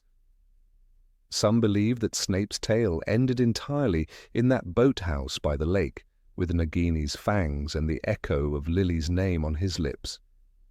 but others, more curious, and perhaps more romantic, whisper that Snape left behind something far greater than memories, a potion, hidden and silent, awaiting the right hands to uncover it. This theory, though speculative, draws its strength from a single idea, that Snape was never a man of words, but of actions. His loyalty to Dumbledore, his double life as spy and saviour, his quiet, burning love for Lily Evans, all were expressed not in confessions, but in deeds. So when he handed Harry the vial of memories, could it truly have been his only legacy? "Look at me," he said, his final request a plea to see Lily's eyes one last time. Yet perhaps he left another message elsewhere, one that spoke not to Harry's eyes, but to his understanding. According to the theory, hidden in the depths of Hogwarts' dungeon, among the dust and cauldrons of Slughorn's laboratory, lies a small glass vial. Unmarked, unlabelled, its contents a shimmering silver green. Attached to it, written in a sharp, slanting hand, is a note. To those who can understand, use wisely. The handwriting matches Snape's own, recognized from his annotations in the Half-Blood Prince's potions book. It is believed he brewed this final potion not for glory or for Dumbledore's plans, but for something deeply personal, a final act of love, or perhaps redemption. The legend begins after the Battle of Hogwarts. When the castle's ruins were searched, many of Snape's possessions were catalogued, his classroom emptied, bottles were broken, cabinets burned.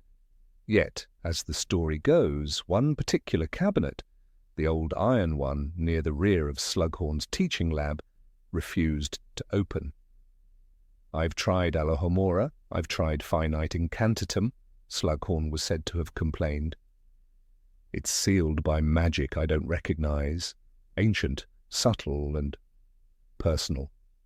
Only later did some wonder if Snape himself had cast that seal, knowing precisely what he meant to protect. The question then arises, what was inside? There are three prevailing interpretations.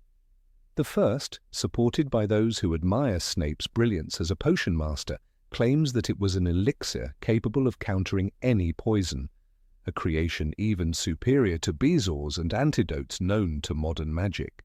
It would be fitting, they say, that the man who once brewed Wolfsbane potion for Remus Lupin would end his life by crafting something to preserve another's. "There will come a time," Snape once told Dumbledore, "when you must trust that my methods will suffice." Could this have been his unspoken promise to leave something behind that could save rather than destroy? The second version of the tale leans toward mysticism. Some suggest the potion was no mere antidote, but a resurrection elixir, not to raise the dead, as necromancy forbids, but to recall a soul from the edge of death. Its concept echoes the draught of living death Snape taught to his students, but in reverse, a potion of awakening rather than slumber. If true, such a brew would defy the very limits of life magic. Alchemists have sought similar formulas since the age of Nicholas Flamel, who perfected the elixir of life through the Philosopher's Stone. Snape, a man who studied both the light and dark sides of magic, might have been the only one capable of creating its mirror. But the third interpretation, and the one most beloved by fans, is that this final potion was a tribute to Lily Potter. To them it was not meant to save the body, but the memory of the heart. They imagine that it could have preserved Lily's essence, a symbolic way for Snape to hold on to her beyond death. After all, Snape's life was defined by loss. "After all this time?" Dumbledore once asked him. "Always," Snape answered. That single word always became the key to his entire being, a man who lived every day haunted by a love he could never reclaim. Could his last potion have been one final whisper to her, a gift to the memory of what was lost? If we follow this romantic interpretation, the potion becomes almost mythical. Not a tool, but a message. Imagine the vial's contents glowing faintly when touched by someone pure of heart, or by someone who, like Snape, loved without hope of return. It might have been his way of leaving behind something lily-like, delicate, dangerous, and eternal. Some even theorize that he crafted it to mirror her eyes, green as the bottle's liquid, shimmering when light touched it. For Snape, potions were more than mixtures. They were emotions distilled, feelings transformed into art. The subtle science and exact art of potion-making, he once called it. For him, that art became the only language left to speak his truth. One particularly detailed variant of the theory suggests that the potion was designed to be unlocked only by a true master of understanding, someone capable of deciphering its composition not through power, but through empathy. Hermione Granger, with her keen mind and disciplined logic, could have been that person. Yet Harry Potter, who shared Snape's pain and Lily's compassion, might have also been able to unlock it, not by intellect, but by heart. The note, to those who can understand, hints at that duality. Snape's challenge was not to find someone powerful, but someone who understood both love and loss as he did.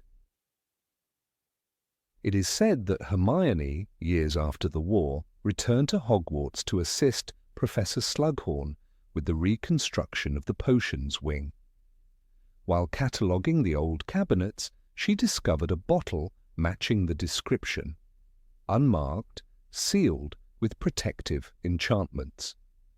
Its contents shimmered faintly, and the aura it gave off made her pause.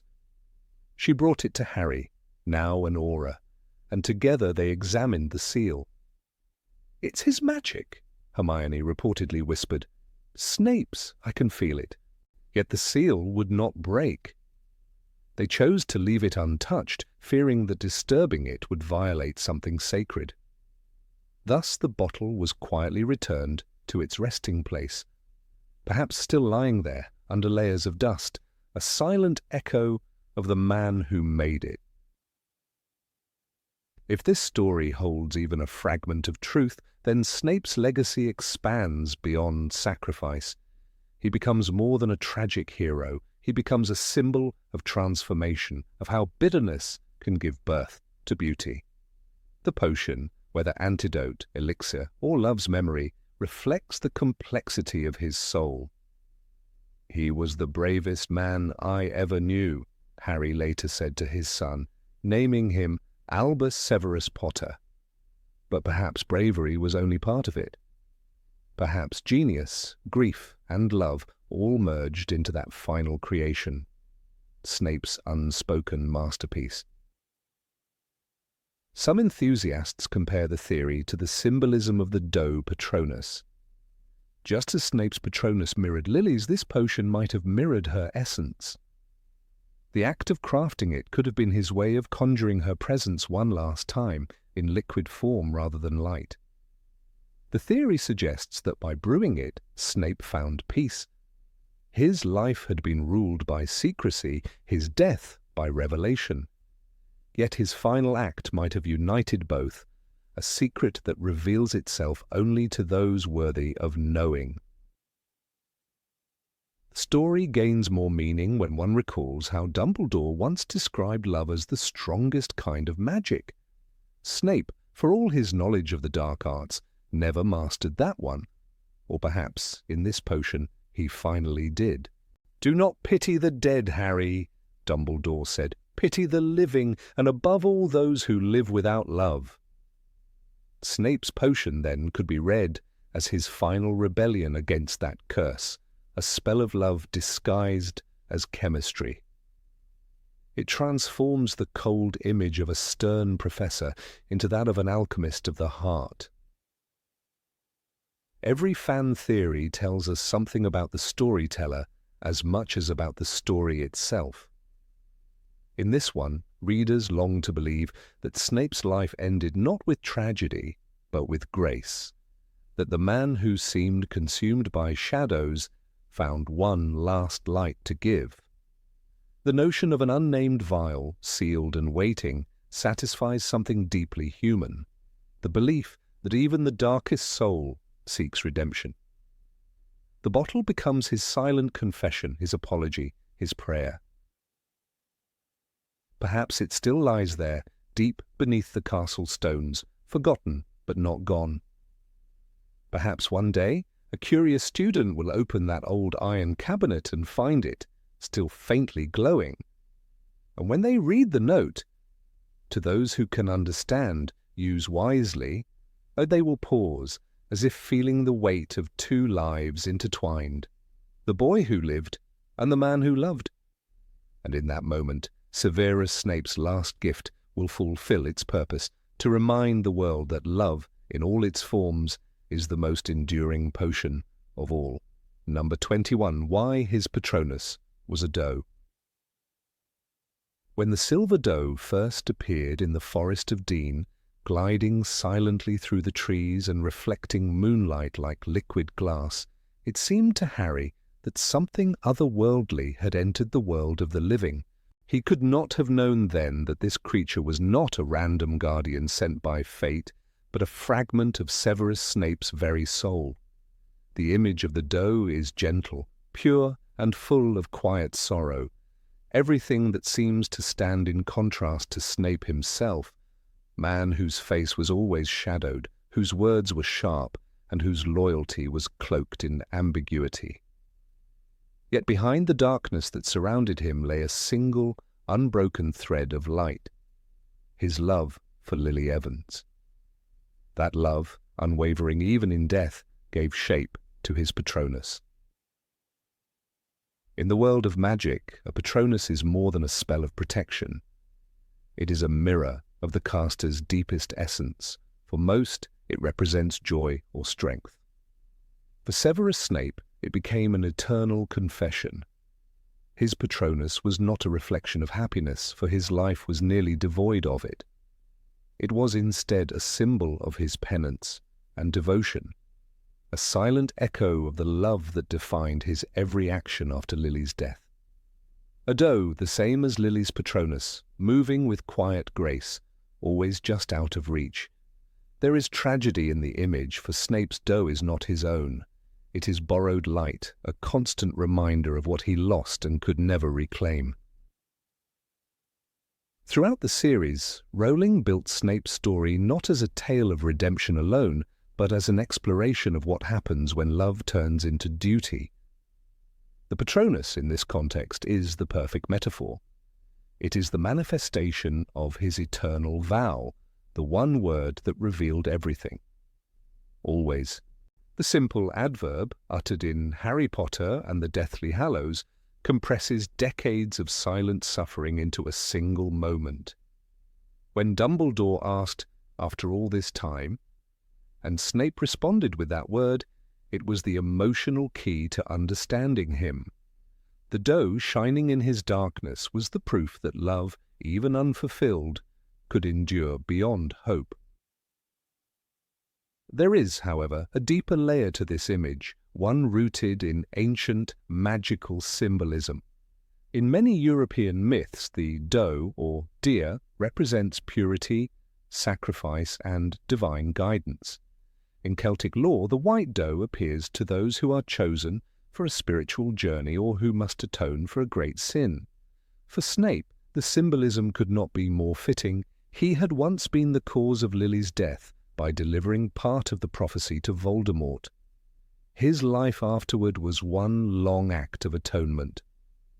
The silver doe became the embodiment of that sacrifice. It was not merely a reflection of his affection, it was a declaration of the price he had paid. In The Deathly Hallows, the moment when the doe leads Harry to the sword of Gryffindor carries all this layered meaning. The sword itself is a symbol of courage and purity. It can only be wielded by those who are worthy. Snape, unable to show himself to Harry, sends the Patronus instead, knowing that his identity must remain hidden. The doe glides ahead, silent and unassuming, just as Snape himself moved through life, unseen, misunderstood, yet indispensable. The act of the Patronus leading Harry to salvation mirrors Snape's entire existence, guiding, protecting, loving from a distance. The emotional paradox of Snape's Patronus lies in the contrast between the image and the man. Snape's outward nature is often described with words like cold, greasy, and unkind. Students feared him, colleagues mistrusted him. Yet the Patronus, a creature of light, requires the opposite, a heart capable of producing hope even in the midst of despair. How could such a man conjure such beauty? The answer rests in his capacity for self-denial. Unlike those who cast Patronuses out of joy, Snape's came from pain. It was the light that could only exist because he embraced the dark. His love for Lily was the one pure memory he allowed himself to keep, and that memory was strong enough to repel the darkness of Dementors and, symbolically, the darkness within his own heart. When Snape kneels beside Dumbledore in their final conversation, the revelation of his Patronus marks the turning point for readers. "After all this time?" Dumbledore asks. And Snape's always is less an answer than a confession. It is the moment when every sneer, every cruel word, every ambiguous act gains a new dimension. The doe is not simply Lily's reflection. It is the form his love has taken in a world that denied him the right to express it. It is, in a way, his only form of prayer. Consider also how the Patronus contrasts with others in the story. James Potter's Patronus was a stag, strong, proud, confident, the ideal counterpart to Lily's doe. Their Patronuses mirrored their bond, two halves of the same whole. For Snape, the same image becomes a wound. His doe follows the stag even in memory, but the stag is gone. What remains is unfulfilled, love turned into eternal guardianship. The Patronus connects him not to joy but to loss, not to possession but to renunciation. It is the image of what could have been, lingering in silver light. Snape's Patronus also sets him apart from other dark wizards. No Death Eater, not even Voldemort himself, could summon a Patronus. The spell requires the ability to feel true emotion, compassion, hope, love, all of which are absent in the Dark Lord's followers. That Snape could cast one at all proves that despite his alliance with darkness, his soul remained intact. The form it took, a gentle doe, became the ultimate contradiction of his life. It said wordlessly, "I loved and therefore I serve." His entire existence became an act of service to that love. In the forest scene, Harry does not know who sent the Patronus. He simply follows it, trusting its beauty. The image of the doe leading him to the sword is almost biblical. The sinner being guided toward redemption by a silent messenger. When later Harry sees Snape's memories, the realization dawns that the Patronus was more than magic. It was a bridge between the living and the dead. Lily's presence lived on through Snape's act, and in that way he became her vessel. The silver light, shimmering and fleeting, was the physical form of forgiveness, even if Snape never received it directly. The doe also embodies one of Rowling's most powerful ideas, that love is the strongest form of magic, stronger even than death. Snape's Patronus is proof of that principle. It is not bound by time or by the physical world. When Lily died, his love did not die with her. It transformed into protection for her son. Every time the doe appeared, it was as if Snape himself stepped between Harry and harm. Look, at Me, his final words to Harry, mirror this desire. To see Lily's eyes one last time, to complete the circle of devotion that began in childhood and ended in sacrifice. Some readers have suggested that Snape's Patronus was also a reflection of Lily's forgiveness, whether real or imagined. In his mind, the only way to remain close to her was to preserve her essence. By choosing the same Patronus, he immortalized her memory within himself. It is a gesture of unity, but also of penance. Every casting of the spell was a reminder, she is gone because of me, and yet I will keep her alive through my light. What makes the doe even more symbolic is the way it behaves. Unlike other Patronuses that attack Dementors, Snape's seems to act independently, guiding and protecting. This autonomy suggests that it carried a fragment of his intention, not to fight, but to save.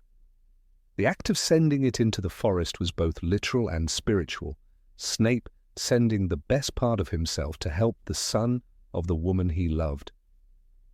It was as if, for a brief moment, his soul was free of guilt and found peace in that act. In literature, the image of a white deer or doe often signals the presence of the divine or the unreachable. In Arthurian legend, the white stag leads knights toward quests they are destined to fail, reminding them of humility. Snape's silver doe plays a similar role.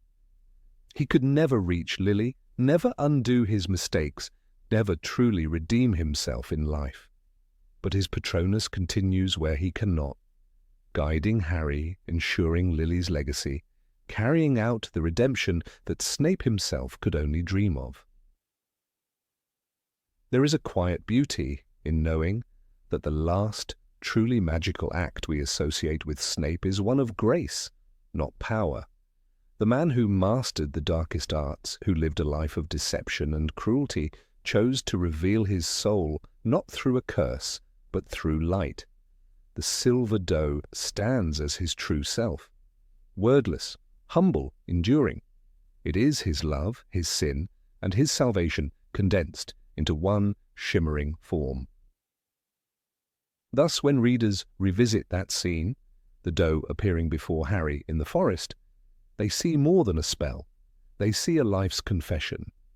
The Patronus is not only Snape's love for Lily, it is his absolution. The silver light cuts through the darkness of his choices, whispering of what it means to love without return, to serve without reward, and to sacrifice without witness. It is his soul laid bare, walking beside the boy he protected, till the forest itself remembers him in silence. Number 22. The Curse of the Dada Professors. It is said that every corner of Hogwarts hides a story, and every story hides a shadow.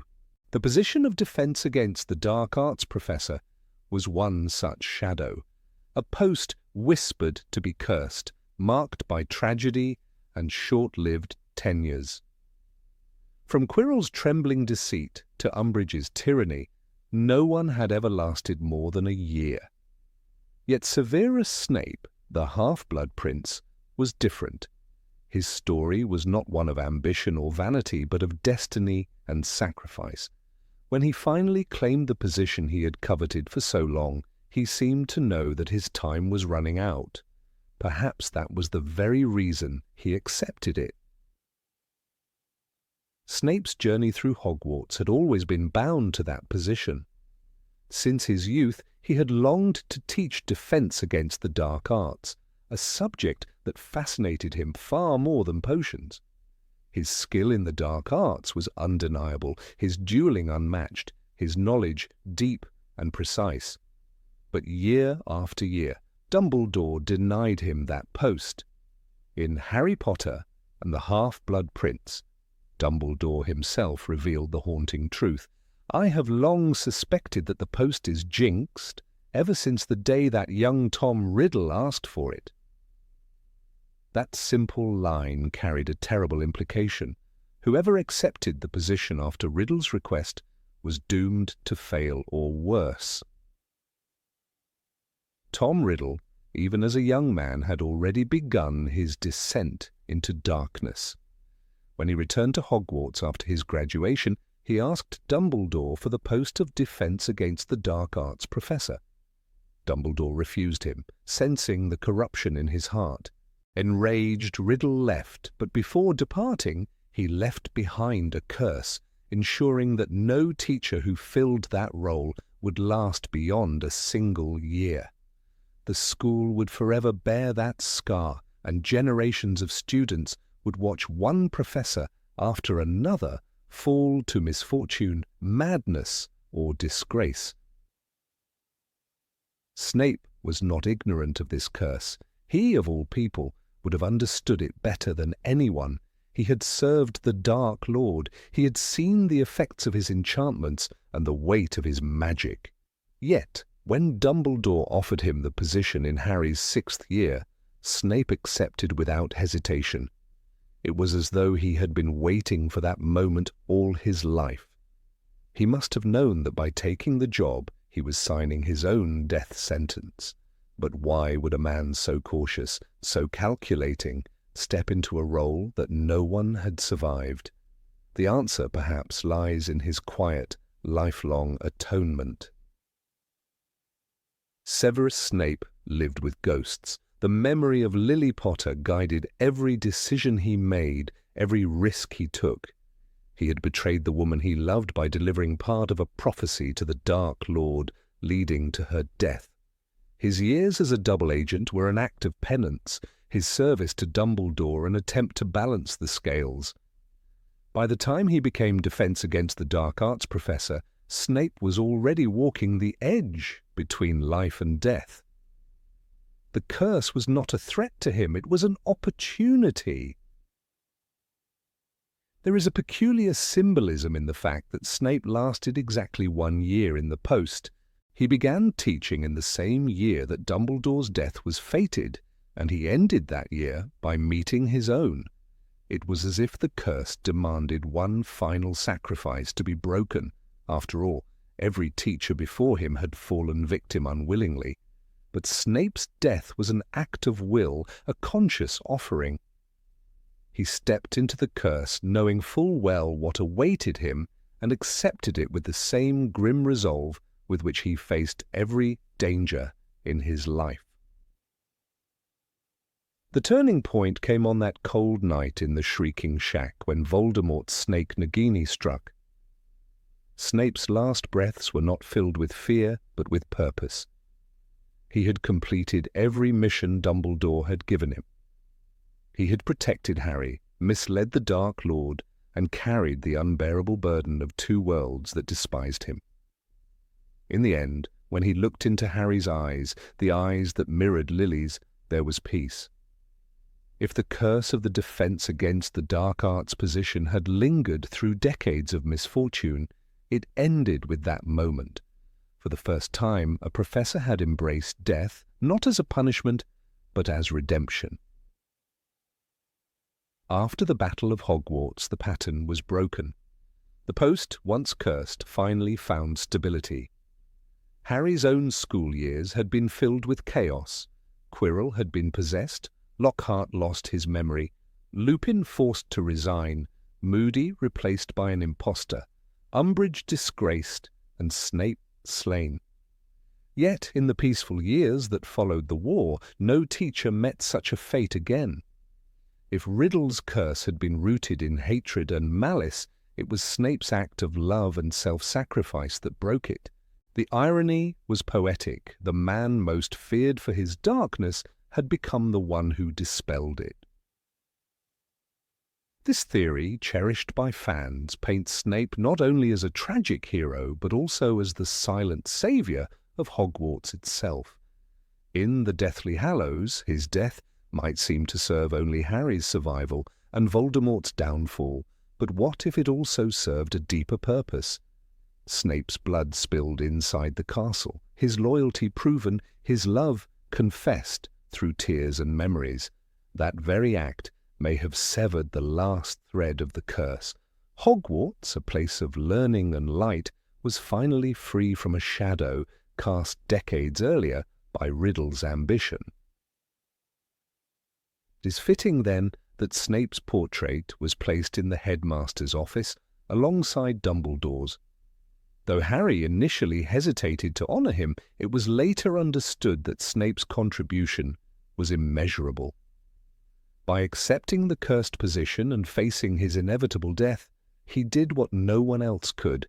He confronted the darkness within Hogwarts itself. There is a quiet nobility in that. He never sought recognition. He never asked for forgiveness. But his sacrifice spoke louder than any confession. Snape's final year as professor was also his finest. For the first time he taught what he truly loved. His lessons were precise, demanding, and filled with depth. Even the students who feared him could not deny his mastery. In a strange way, that year was the fulfillment of his dream. After so many years brewing potions in the shadows, he finally stood in front of the class he had always wanted. He had earned his place not through Dumbledore's trust or the Ministry's politics, but through his own endurance. The curse, perhaps sensing the sincerity of his purpose, had found its final subject. Consider the symbolism in his teaching methods that year. Snape emphasized defense, vigilance, and self-control, the very qualities he embodied in life. He was preparing the students for a world at war, for survival in a time when darkness reigned. Every spell he demonstrated, every warning he gave, was drawn from experience. He was no longer the bitter, sarcastic teacher of the past.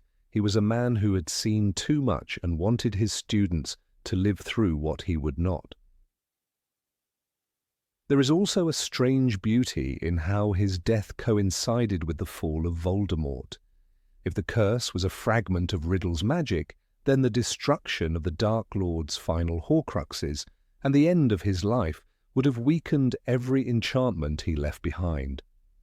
But the curse had persisted too long to simply vanish. It needed a closing act, a moment of redemption, a final offering. Snape provided that. His death was not meaningless. It was the last necessary sacrifice to purify the school. Many years later, when defense against the dark arts classes were once again taught peacefully, students might have walked those corridors unaware of the history behind them.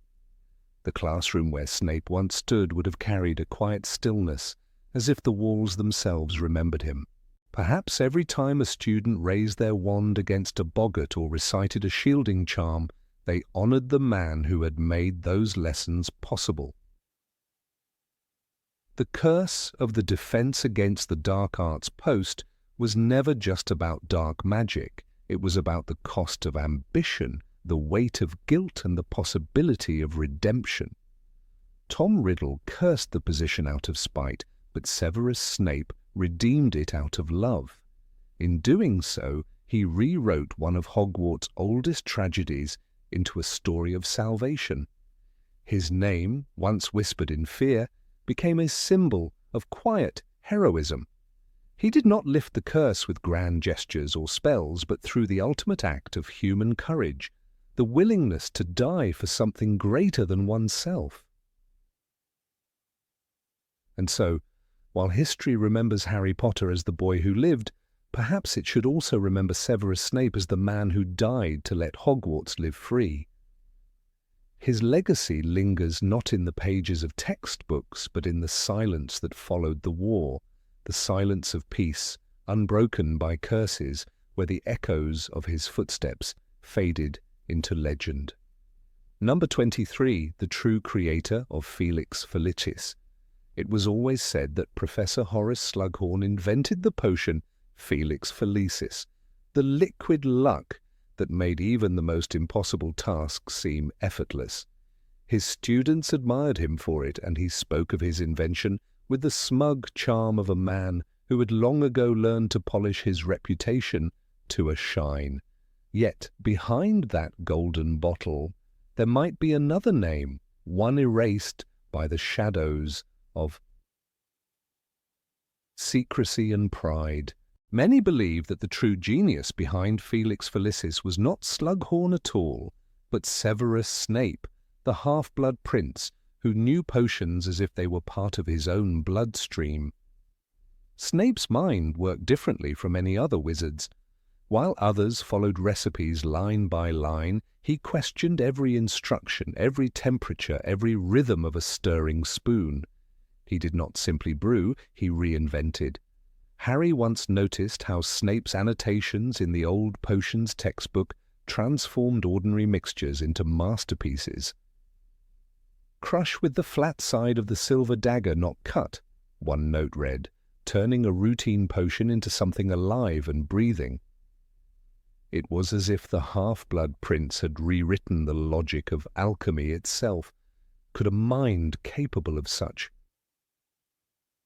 perfection truly ignore the challenge of crafting a potion that bent fate itself? Slughorn, for all his brilliance, was a collector of talents, not always a creator of them. He surrounded himself with gifted students and basked in their reflected glory. Snape, once among his pupils, had been one of those rare prodigies he could not quite control, too quiet, too intense, too unpredictable. When Slughorn later claimed that he had invented Felix Felicis, one could imagine Snape standing silently in the back of the classroom, his dark eyes glinting with bitter amusement.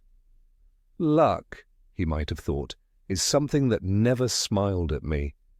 And yet perhaps he had tried to bottle it anyway. The brewing of Felix Felicis was famously perilous. "One wrong move and you'll find yourself hopelessly befuddled or worse," Slughorn warned his class. "Felix Felicis is tricky, tricky business, my boy." That was what he told Harry in The Half-Blood Prince, with the twinkle of self-importance in his voice. But what if that tone concealed more than pride? What if it hid fear, the fear that someone might one day uncover how that formula was not entirely his own? For there is no record of Slughorn having invented anything else of similar magnitude. His genius, it seemed, appeared once and never again. Snape's own life, full of loss and quiet fury, fit strangely well with the idea of a man obsessed with creating a potion that could summon good fortune. The son of a cruel muggle and a witch who lost her spark, he had grown up in a house where happiness was a foreign word. He found solace only in books and bottles, in the silence of experimentation. To create luck, for him, would have been more than an academic exercise. It would have been an act of rebellion against destiny. He might have whispered to himself late at night in the dungeon, "If I cannot have luck, I will make it." There is a curious detail often overlooked in the story of Felix Felicis. When Slughorn presents it to the class, he says it takes 6 months to brew. 6 months of watching, stirring, testing and refining, an impossible duration for a man as socially preoccupied as Slughorn. He loved parties, conversation, and the company of the rich and talented. But Snape, he had the patience of solitude. He could have easily spent half a year hidden in the dungeons, perfecting a formula few would ever dare to attempt. The kind of discipline Felix Felicis demanded sounds far more like Snape's lonely diligence than Slughorn's indulgent ambition.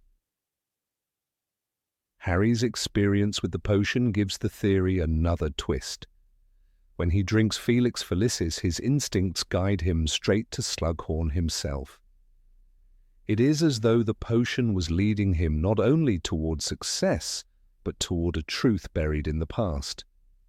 That day, under the golden haze of good fortune, Harry wins Slughorn's trust. But it is almost poetic that this trust concerns memories of Snape's greatest tragedy, Lily Potter.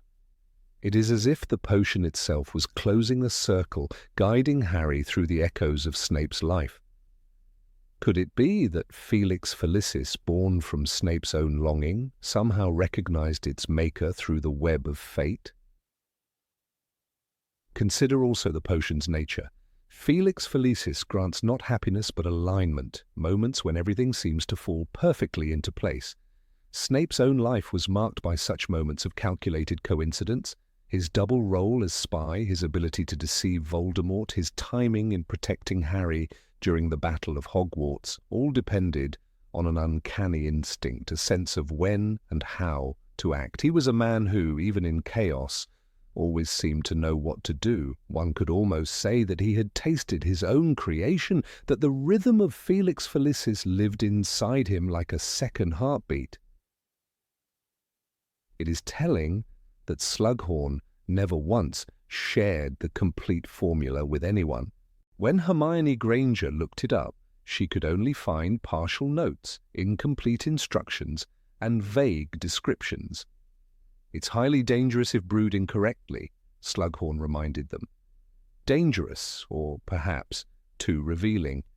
For in the world of potions, handwriting can betray ownership. Snape's distinct calligraphy, sharp and elegant, might have lingered on the margins of that recipe, an inconvenient truth that Slughorn quietly erased before taking credit. The professor's memory was selective when it came to his achievements, and Snape was too proud to demand recognition. There is another strange connection. In The Half-Blood Prince, Harry's success in potions comes directly from following Snape's old notes.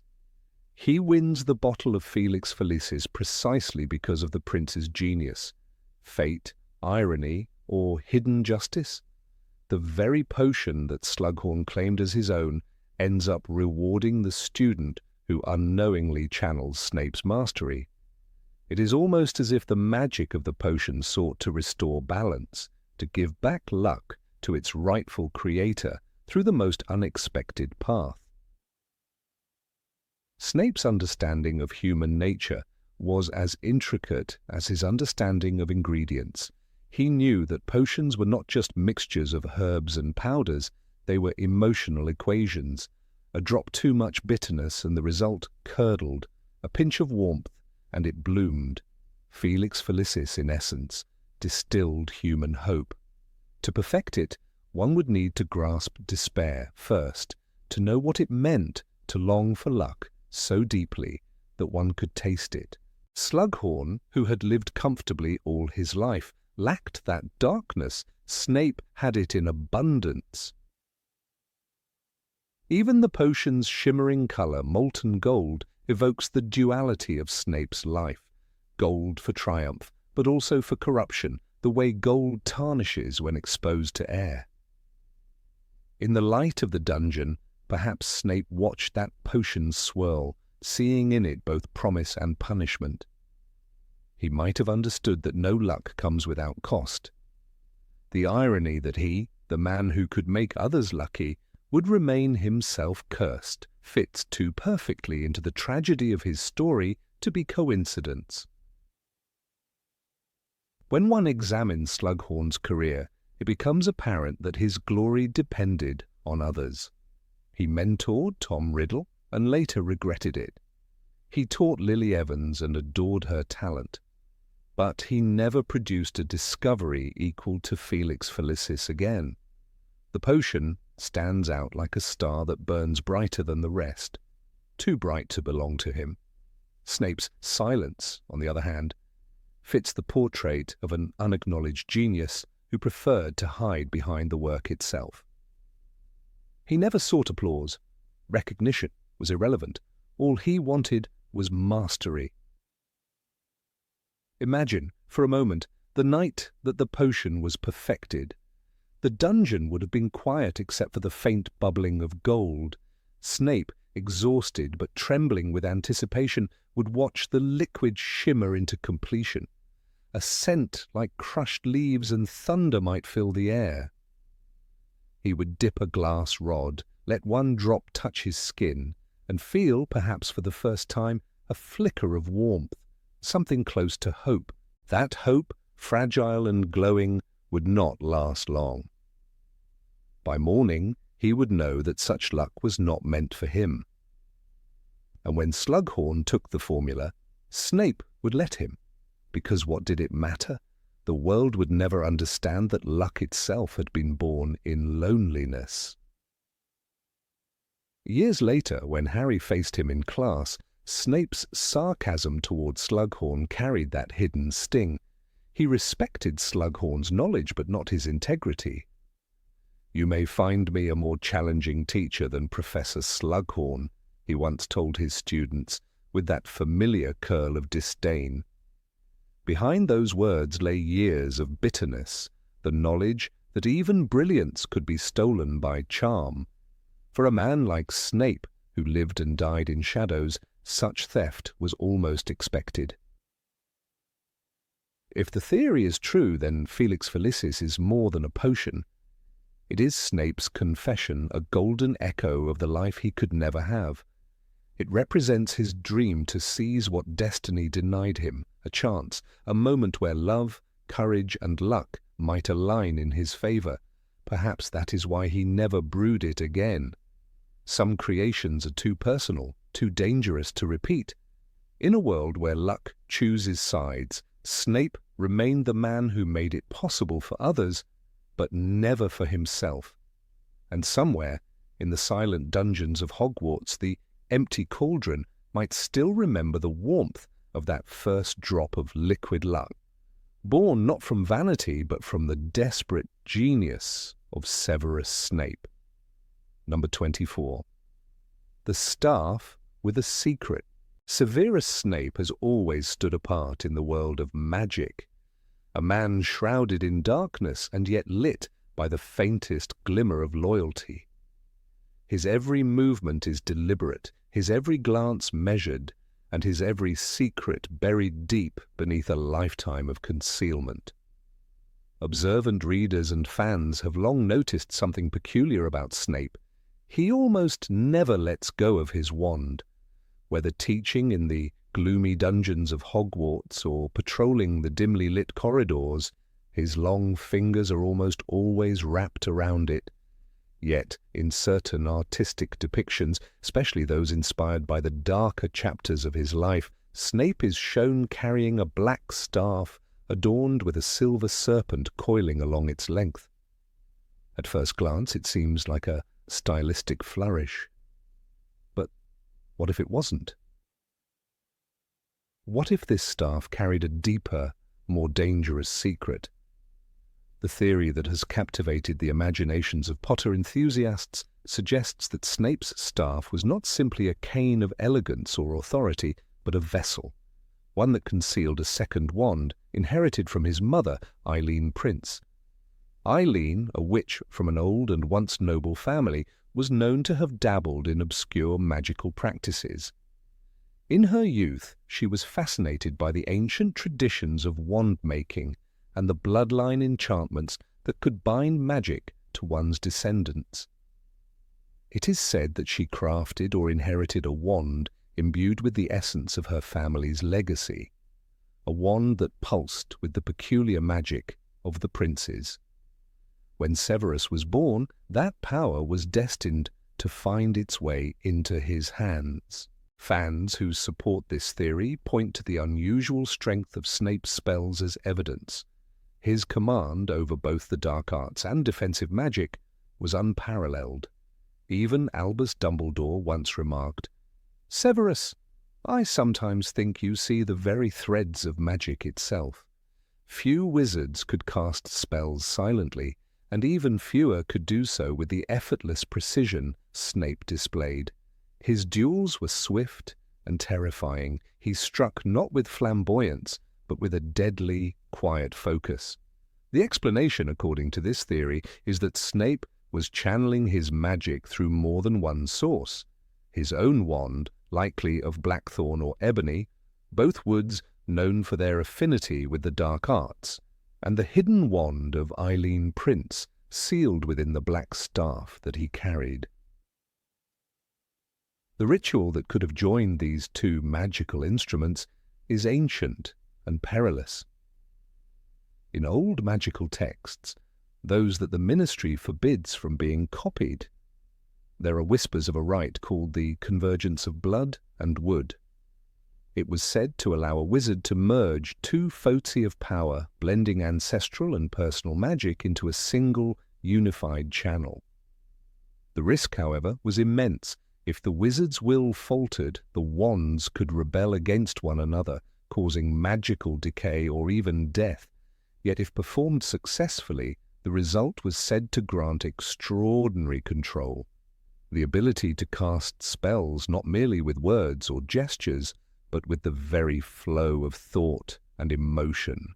This might explain how Snape could immobilize an opponent with barely a flick of his eyes, or heal a curse wound while his hands remained motionless. It also gives new meaning to Dumbledore's enigmatic trust in him. The headmaster knew of Snape's extraordinary magical capacity, but what if he also knew the source? It is not impossible that Dumbledore, who collected secrets like precious stones, was aware of the existence of Eileen Prince's wand. Perhaps he even helped Snape stabilize its volatile magic through careful tutelage. Dumbledore's words during their final conversation, "You alone have the power to do what must be done," could have carried a double weight. Maybe he wasn't only speaking of Snape's moral courage, but of a power that no one else at Hogwarts possessed, the duel of two wands bound by blood. In the pages of Half-Blood Prince there are subtle hints that support this interpretation. When Harry finds Snape's annotated potions textbook, he reads the name scrawled inside. This book is the property of the Half-Blood Prince. The identity of the prince becomes a revelation later, but few pause to consider the symbolism. Half-blood could describe not just Snape's heritage, but also his dual magical nature. Half his strength from his own learning, half from the legacy of the Prince family. Even his teaching methods, where he demanded silent concentration and mental precision, may reflect the discipline required to control such fused power. He once told his students, "You are here to learn the subtle science and exact art of potion making." But perhaps he was speaking not only of potions, but of the essence of controlled magic itself. There is a moment during the Battle of the Astronomy Tower when Snape's power becomes almost terrifyingly apparent. As he moves through the chaos, spells fly around him, but he seems untouched. His defensive charms shimmer invisibly, and even Harry, watching from below, feels the oppressive weight of Snape's presence. When Harry finally confronts him and calls him a coward, Snape's fury explodes in silence. His voice trembles as he cries, "Don't call me coward!" That emotional surge, that deep wound tied to his past, might have been amplified by the dual nature of his magic. For those who believe the theory, it is precisely at such moments that the hidden wand within his staff responded most strongly, feeding on emotion, memory, and bloodline. Consider also Snape's uncanny ability to read and manipulate minds, his gift for occlumency and legilimency. Dumbledore himself was a master of these arts, yet even he admitted that Snape was exceptional. Such a gift may not come solely from practice, it might stem from magical inheritance. The princes were rumoured to have specialised in psychic enchantments, using their wands to amplify mental energy. If Snape carried that lineage within a concealed relic, it would explain how he could enter another's thoughts with such precision. When he teaches Harry occlumency, the description in the book feels eerily physical. Snape's black eyes bored into Harry's mind. It was as if Snape's very gaze was an extension of his wand, a conduit of will. The symbolism of the serpent on his staff also deserves attention. The snake, in wizarding heraldry, is not only associated with Slytherin House, but with transformation, knowledge, and control of hidden power. A silver serpent, winding around a black rod, represents the unity of intellect and darkness, life and death. It is no coincidence that Snape's Patronus, a silver doe, mirrored Lily Potter's, yet his staff bore a serpent. The contrast between his visible Patronus and his secret artifact might symbolize the duality of his soul, light above, shadow below. The serpent's presence on the staff could even serve as a seal for the magic within, a binding charm preventing the unleashed force from consuming its wielder.